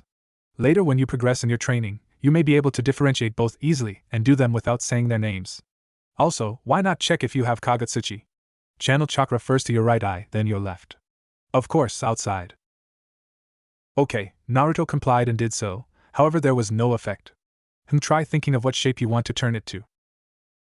The black flames turned into the shape of a sword, though the whole thing was still made of flames. Then it turned into an orb. So, you apparently have Kagutsuchi, Kurama stated. Well, I have nothing to say. I'm sleeping. Thanks for ball, Naruto said. I am not a fur, Kurama roared but was cut off by Naruto cutting the mental link. The blonde snickered. The next week. Over the past week, Haku was getting integrated with Team 7's people. She taught Naruto how to wield Senbon effectively, as well as striking pressure points that she said would be useful due to his Sharingan's ability. In return, Naruto acted as a source of comfort for her whenever she cried at night in her room because of Zabuza's death. He would hug her, then hold her until she fell asleep. As for Sasuke, Naruto and Kakashi began training him in the Sharingan's use. For Sakura, Haku said that her natural chakra control was good for Iryo ninjutsu, so she began tutoring her on the Shosen Jutsu, mystical palm jutsu, and which herbs to use for healing. In all, good progress. Tizuna had quickly completed the bridge and soon, it was time for Team 7 and Haku to leave. All the villagers were gathered to watch the departure and send them off. What shall we name the bridge? Tizuna asked the crowd. Inari suggested, how about the Great Naruto Bridge? Everyone cheered in assent. The Great Naruto Bridge it is. The blonde smiled and whispered something in Tizuna's ear while passing him an envelope. A tear dropped from his eye and he said, "Thank you so much." Naruto said, "No problem. We're leaving now." Then the five took off for Konoha. Tsunami asked Tusan, "What did he say?" He announced, Naruto said that he returned the money that Gato had taken from us all those years. The crowd cheered for their hero, and someone yelled, "Let's build a statue of him in the town square." Everyone applauded loudly in agreement. Tizuna said, "I'll send for the best stonesmith, and we can work on that." Naruto couldn't help but smile as he heard the loud cheers from kilometers away. It vanished when he sensed the presence of 3 Jonin-level shinobi, closing in on them at high speeds.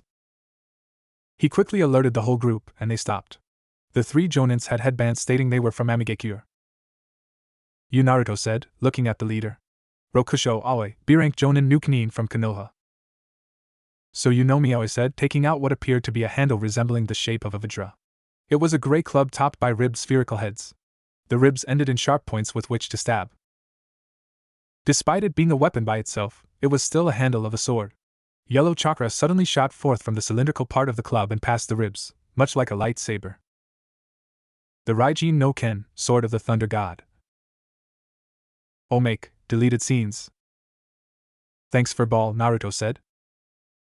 "I am the Might Kyubi no Yoko, not a furball," Kurama roared. Naruto replied, "But you are. You have fur that is so soft and cuddly, I want to squish and hug it to death."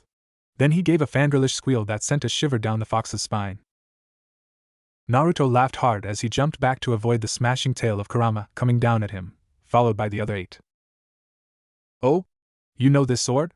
Then you should know, fighting me is useless," Aoi bragged. Naruto snorted.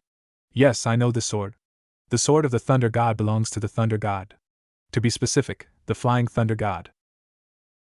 The 3 Jonin paled at this. "You don't mean," Aoi said, but was interrupted by Naruto pulling out his special kunai. "I do mean, Aoi-san," said the blonde as he threw the kunai at them while drawing Kubikuribocho and subsequently, the Hako Chikuratu. Hiraishin no Jutsu. He disappeared in a yellow flash, then reappeared while kicking Aoi in the chest and decapitating both of his partners simultaneously.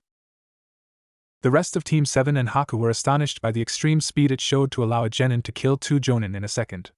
Aoi crashed into the ground 10 meters away, hacking up blood. The Raijin no Ken lay on the floor having been knocked out of his hand. You're pretty strong for a genin, Aoi said as he got up on one knee. No shit Sherlock, Naruto replied, making his team snicker. A blue orb appeared in his hand as the Jonin stood up and charged at him. Naruto threw a kunai at his head, but Aoi dodged as expected.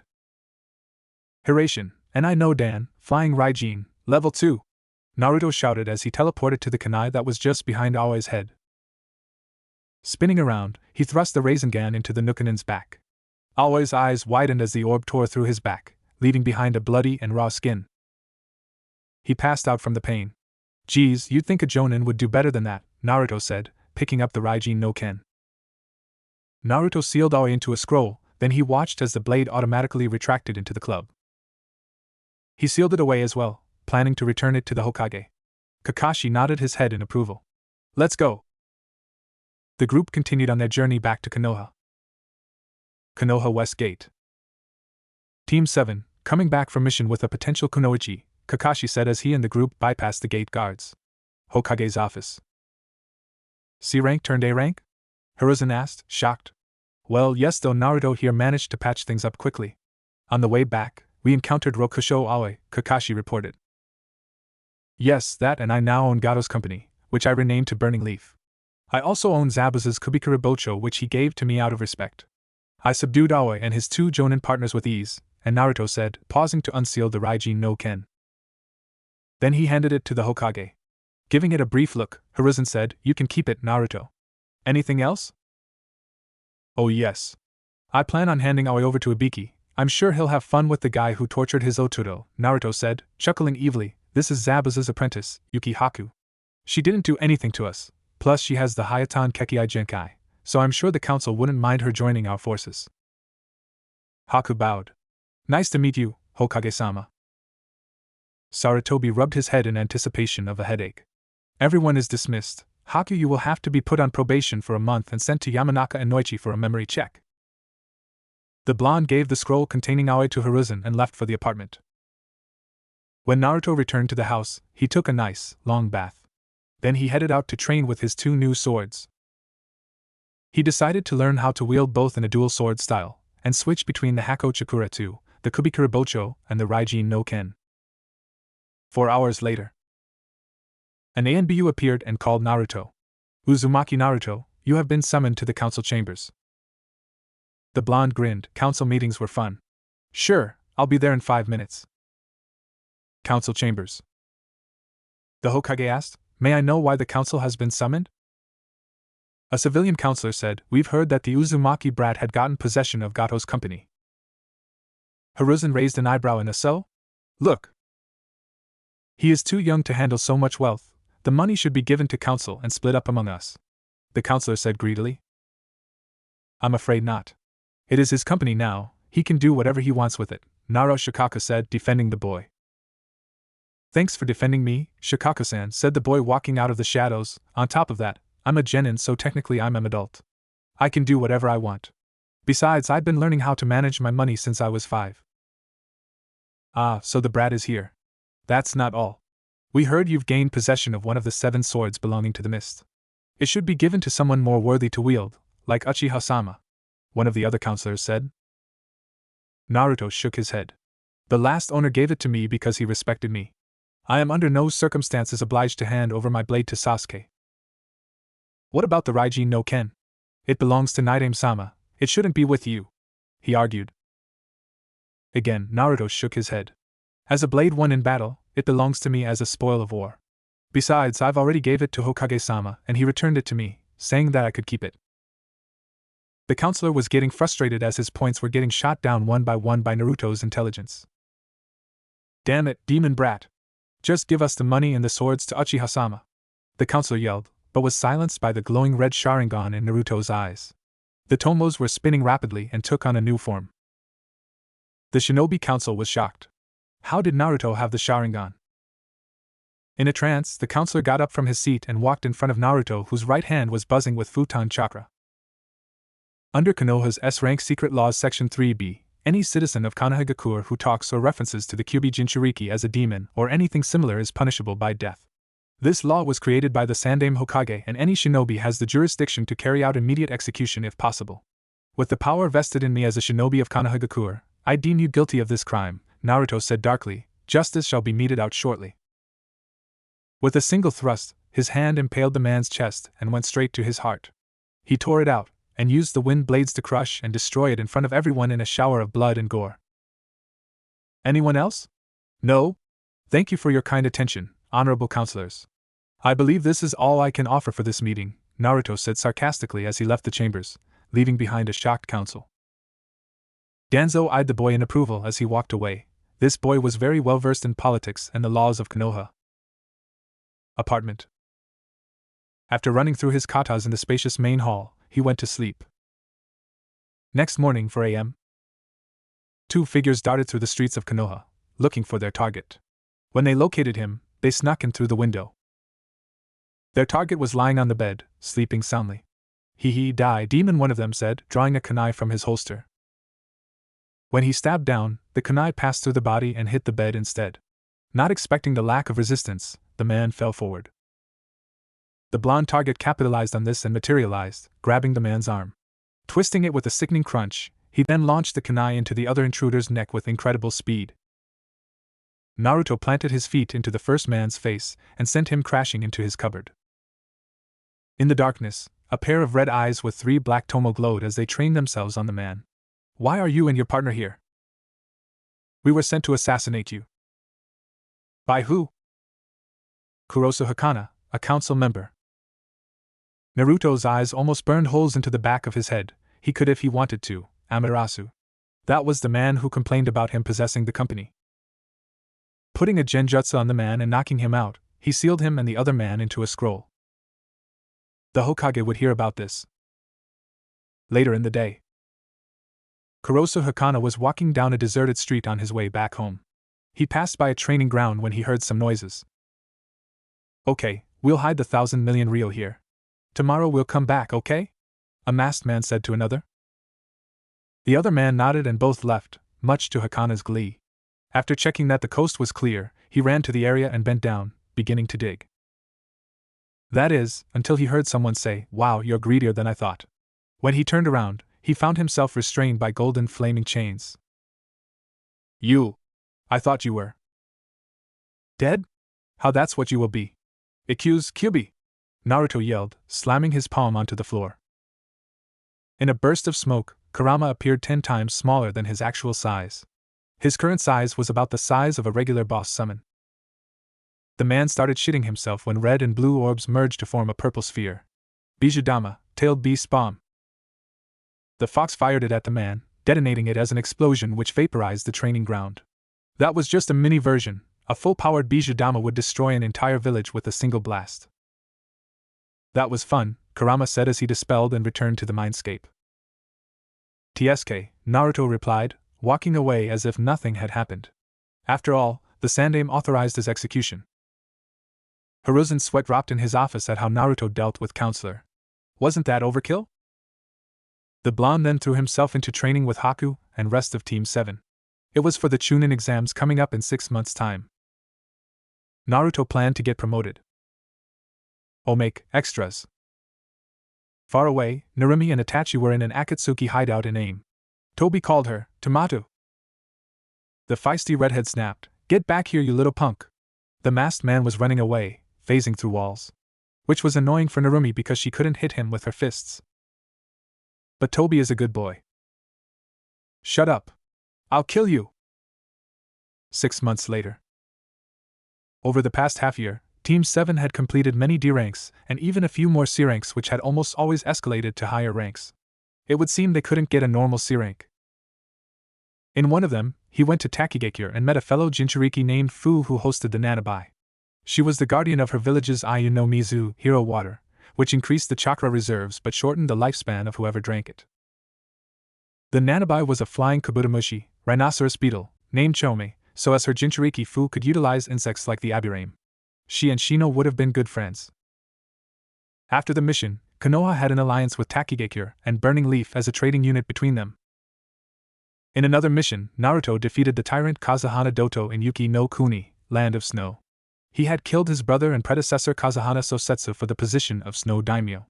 The blonde then helped the actress Kazuhana Koiki, who was Doto's niece and the late daimyo's daughter, take her rightful position as daimyo. Naturally, she formed an alliance with Konoha, once again with Burning Leaf being the trading unit. The Land of Snow had many futuristic devices like chakra armor, volley guns which fired kunais and ice bombs. Also, the country had been renamed to Haru no Kuni, Land of Spring. The list went on. Naruto helped the daimyos of Tori no Kuni, Land of Birds, and Na no Kuni, Land of Vegetables, to reclaim their positions, all ending in alliances with Konoha and Burning Leaf. In all, it was quite a productive 6 months. Naruto had trained himself to the ground with shadow clones in anticipation of the Chunin exams, though judging by the current level he was about Jonin level. Today, the team had a meeting. Dainanahan, I've nominated you for the Chunin exams. If you want to take part, go to room 301 in the academy 3 days from now, Kakashi announced. The genins of Team 7 nodded. Dismissed, he said, then disappeared in a shunshin. So how did the training for you two go? Fine, I learned from Haku-chan's speed and Senbon techniques, as well as Aerial Ninjutsu, Sakura said. The Uchiha replied, HN? I learned from Haku-chan how to increase my speed and reflexes even further, plus I got my Sharingan to 2 tomo each. Haku-chan, is it? Naruto teased. Shut up. Naruto chuckled and waved his hand in a placating gesture, before saying, I trust you guys will come to the Chunin exams? Sasuke smirked, while Sakura said, you bet. Naruto nodded. I will too. As for his training, he had progressed far with both Kamui, Amaterasu, and Susanoo. For Kamui, he could now easily suck in objects with his left eye and turn intangible instantaneously with his right. Regarding Amaterasu, Naruto had increased the speed and intensity of the flames exponentially, while being able to form weapons out of it with Kagutsuchi. For some reason, he himself was immune to the flames, so he could wield it as a sword or bow and arrow with his bare hands. His Susanoo had the most noticeable improvements. He could manifest 2 special weapons, the Tatsuka no Tsurugi, Tatsuka Blade, and the Yada no Kagami, 8-span mirror. The Tatsuka no Tsurugi was special. Its handle was a sake jar while the blade was made out of sake spilt from it.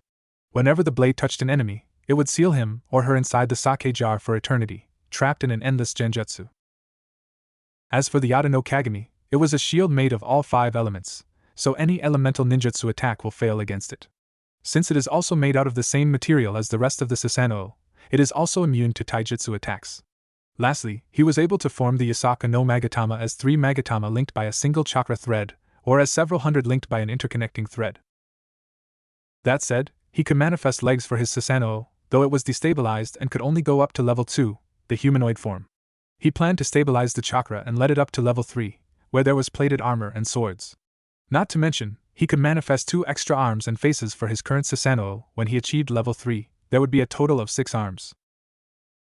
He was getting excited, but he still noticed a poorly camouflaged box following him. Naruto let out a sigh. Reveal yourselves. In a burst of smoke, the box disappeared and revealed 3 children, who were coughing.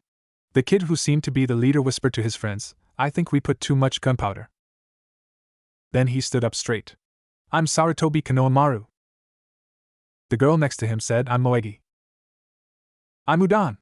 A kid wearing glasses and a drip of mucus coming out of his nostril introduced. And together, we're the Konohamaru Corps. Konohamaru shouted. Naruto sat down on an imaginary chair with legs crossed, saying, Tell me more. We've been following you around and decided that you're worthy of being called our boss. Will you teach us some cool jutsus? Konohamaru asked. Naruto raised an eyebrow. Sarutobi, huh? This is the Hokage's grandson, he thought. Well, first off, to be a good shinobi, Naruto started, trailing off to increase their anticipation. You must increase your stealth skills. I know it might not be fair because I'm a censor, but I'm pretty sure any decent genin can sense you. Also, work on your speed. The Konohamaru Corps nodded eagerly and took off running. Further down the street, a cry was heard. Alarmed, Naruto went over quickly to see the ruckus. A boy about their age dressed in a catsuit and purple war paint with a Suna hideite was lifting up Konohamaru by his collar. Next to him was a teal-eyed blonde girl with 4 ponytails and a giant Tezzan, iron fan, strapped to her back. Kankuro, put him down, if he sees us we're dead, she chided harshly. Kankuro scoffed. This kid bumped into me. I just want to have a little fun. Naruto stepped up to the two. Please put him down, Kankuro-san. The two Sunanins checked him out. Who the hell are you? Kankuro asked, while the girl thought, this guy is attractive. It doesn't matter, bullying the Hokage's grandson will spark an international incident. So please put him down. Now. Why should I? Because I have a Kage Bunshin ready to cleave your body in half at my command. Kankuro tilted his head to the side, and noticed Kubikuribocho poised over his head. He immediately dropped the boy. And Ichi, stop hiding in the tree, Naruto commented after sensing a malevolent chakra source in the tree nearby. Sand swirled next to Kankuro and took the shape of a redhead boy with the kanji for love etched onto his forehead. Ichi? The girl asked. Then she put 2 and 2 together and got 4. Kankuro, he's a Jinchuriki as well. The boy in the catsuit immediately stepped back. Nice to meet you, Q. The redhead said. I'm Sabaku no Gara, and these are my siblings Sabaku no Temari and Sabaku no Kankuro. Who are you? I'm Uzumaki Naruto, Naruto stated. Nice to meet you. I look forward to spilling your blood, Gara said bloodthirstily. Naruto suppressed a shiver down his spine. What did Shikaku, the Ichibi, do to make his host so crazy and full of bloodlust? Shikaku is known to drive his hosts crazy, depriving them of sleep and pretending to be someone close to them in order to trick them, Kurama explained. The blonde discreetly activated his Sharingan and entered Gaara's mindscape. The seal was weak, very weak. Which idiot used a 5-point seal on a bijou? To securely seal Shikaku, it required at least a 7-point seal. The minimum number of points was 6 more than the number of tails that the bijou had. His own was a 16-point seal, 2 for each of the 8 tetragrams. This was 1 more point than required, making Naruto's seal very secure. Gaara's looked like it could be released any moment. Naruto's fingers danced in the form of hand seals before he slammed it down on Gaara's seal. Now, Shikaku wouldn't be able to influence the redhead because the seal had been upgraded to 8 points. He left the seal and said to Gaara, who looked shocked because his mother was no longer yelling in his mind. You can sleep peacefully now, Gaara. The redhead turned and walked away with his siblings with the new revelation in his head. Naruto asked the Konohamaru Corps to train by themselves and not run around recklessly. Then he went to Ichiraku Ramen. Ichiraku Ramen. He saw a pretty young girl at the stand getting pushed around by a boy. He was grabbing her arm and attempting to take her out despite her outright refusal. Naruto stepped up. Please let go of the lady's arm. The boy turned to him and snorted before flinging her arm away. You wouldn't do that if you knew who she was. She's the demon bitch. Naruto winced at the familiar insult while the lady flinched, fully expecting Naruto to ignore her. He replied, she ain't any demon. All I see is a pretty young lady who is getting harassed by a boy. Whatever, your funeral. Then the boy left. Thank you, the girl said. She was blonde and had her hair done up in a ponytail. She was also wearing black pants and a short-sleeved black and purple blouse with purple fingerless gloves and a chain of blue beads wrapped around her left arm. I'm Miyujuto, she introduced herself. Naruto smiled. I'm Uzumaki Naruto. Why was that boy harassing you anyways? She sighed. Back in Kumo, every boy wants to get into my pants. Just to tell their friends that they had sex with the demon bitch. You shouldn't call yourself that, Naruto said, frowning. You're no demon, just a beautiful young girl, okay? Yujuto blushed. You really mean that? Or do you just want to get into my pants? Naruto shook his head. I really think so. I'm not like other boys. Yujuto cocked her head to the side. Oh really? How so? I'm like you. I guess you could call me Q. The girl gasped in recognition. I've always wanted to meet another container, she said excitedly. The two chatted about their lives while eating many bowls of ramen, for many hours straight. I like you, Q-kun. Naruto smiled. I like you too, Yujuto-san. Perhaps we should meet again here tomorrow, same time? Yujuto nodded in agreement. Before she left, she said, you can call me Yujuto-chan. Naruto replied, then call me Naruto-kun. See you tomorrow. After paying for both their meals, he left as well, leaving behind a super happy Tsuchi as he had just earned a small fortune from both Jinchuriki's food.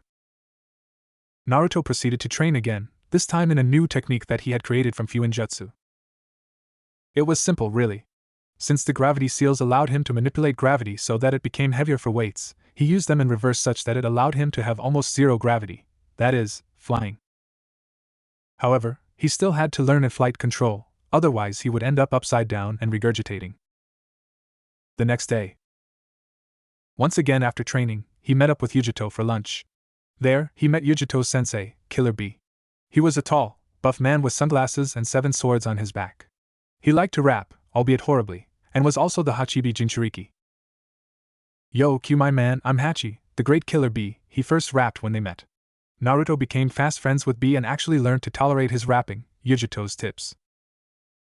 They traded tips about training and talking to their respective bija.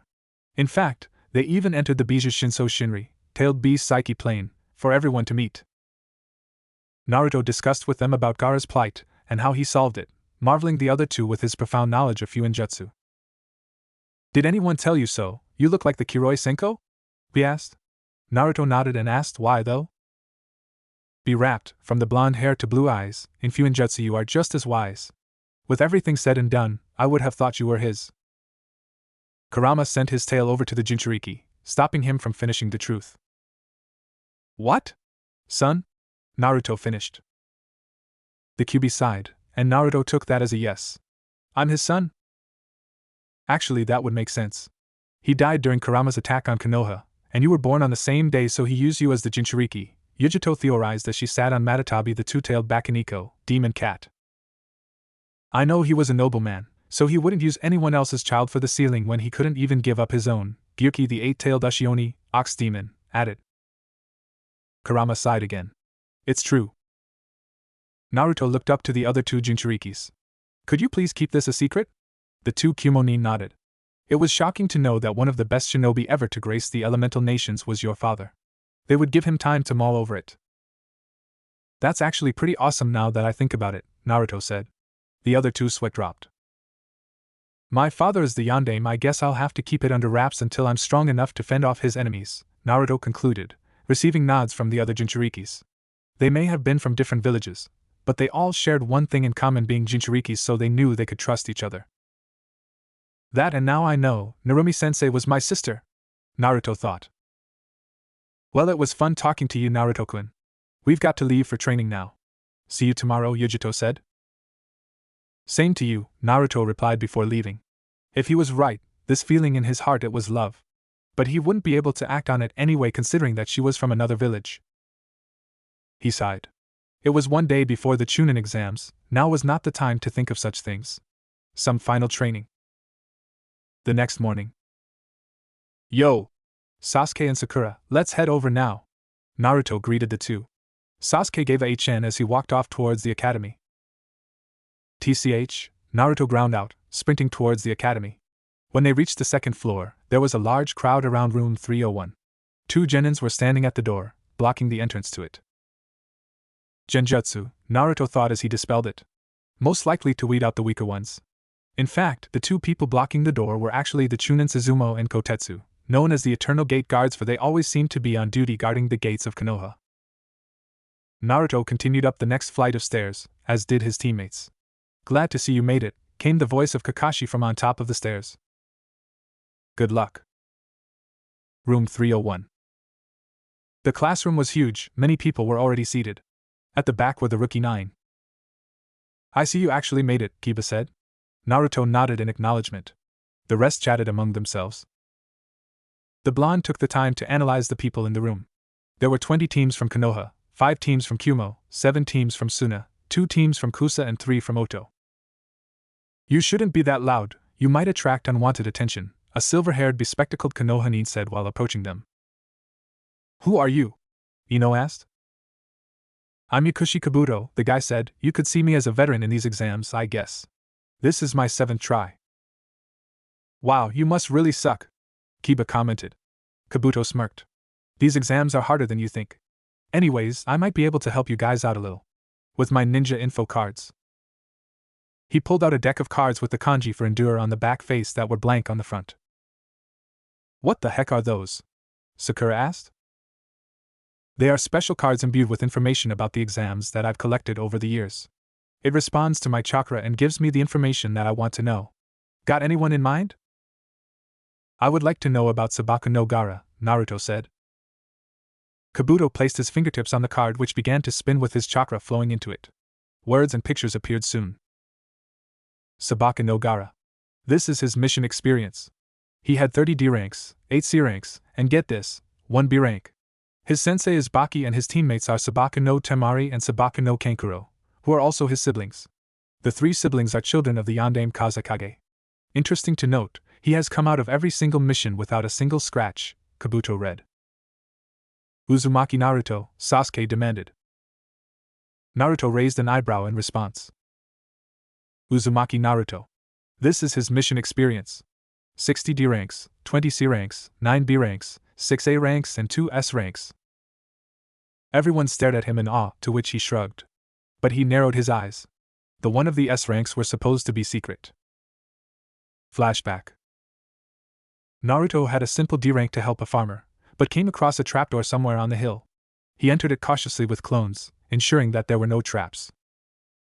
It was a tunnel leading to a whole underground laboratory with many chemicals and blood samples, notably of all the dead Hokages.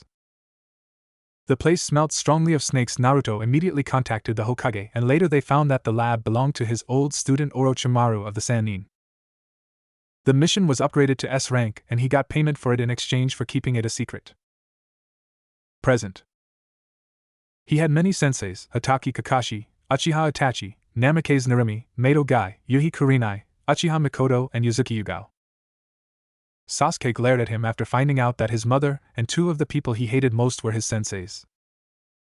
His teammates are Uchiha Sasuke and Hirano Sakura. He is currently the richest man in the elemental nations, being the CEO of Burning Leaf. Naruto narrowed his eyes at Kabuto. How did he know so much? Please stop, I would like to keep the rest to myself, Naruto requested. Kabuto nodded and replaced the card in his deck. Well, to conclude, this time's exams are tough. Though I wouldn't worry about the minor villages like Oto so much, Kabuto said, sliding his glasses further up his nose bridge. Suddenly, 3 shapes blurred towards Kabuto.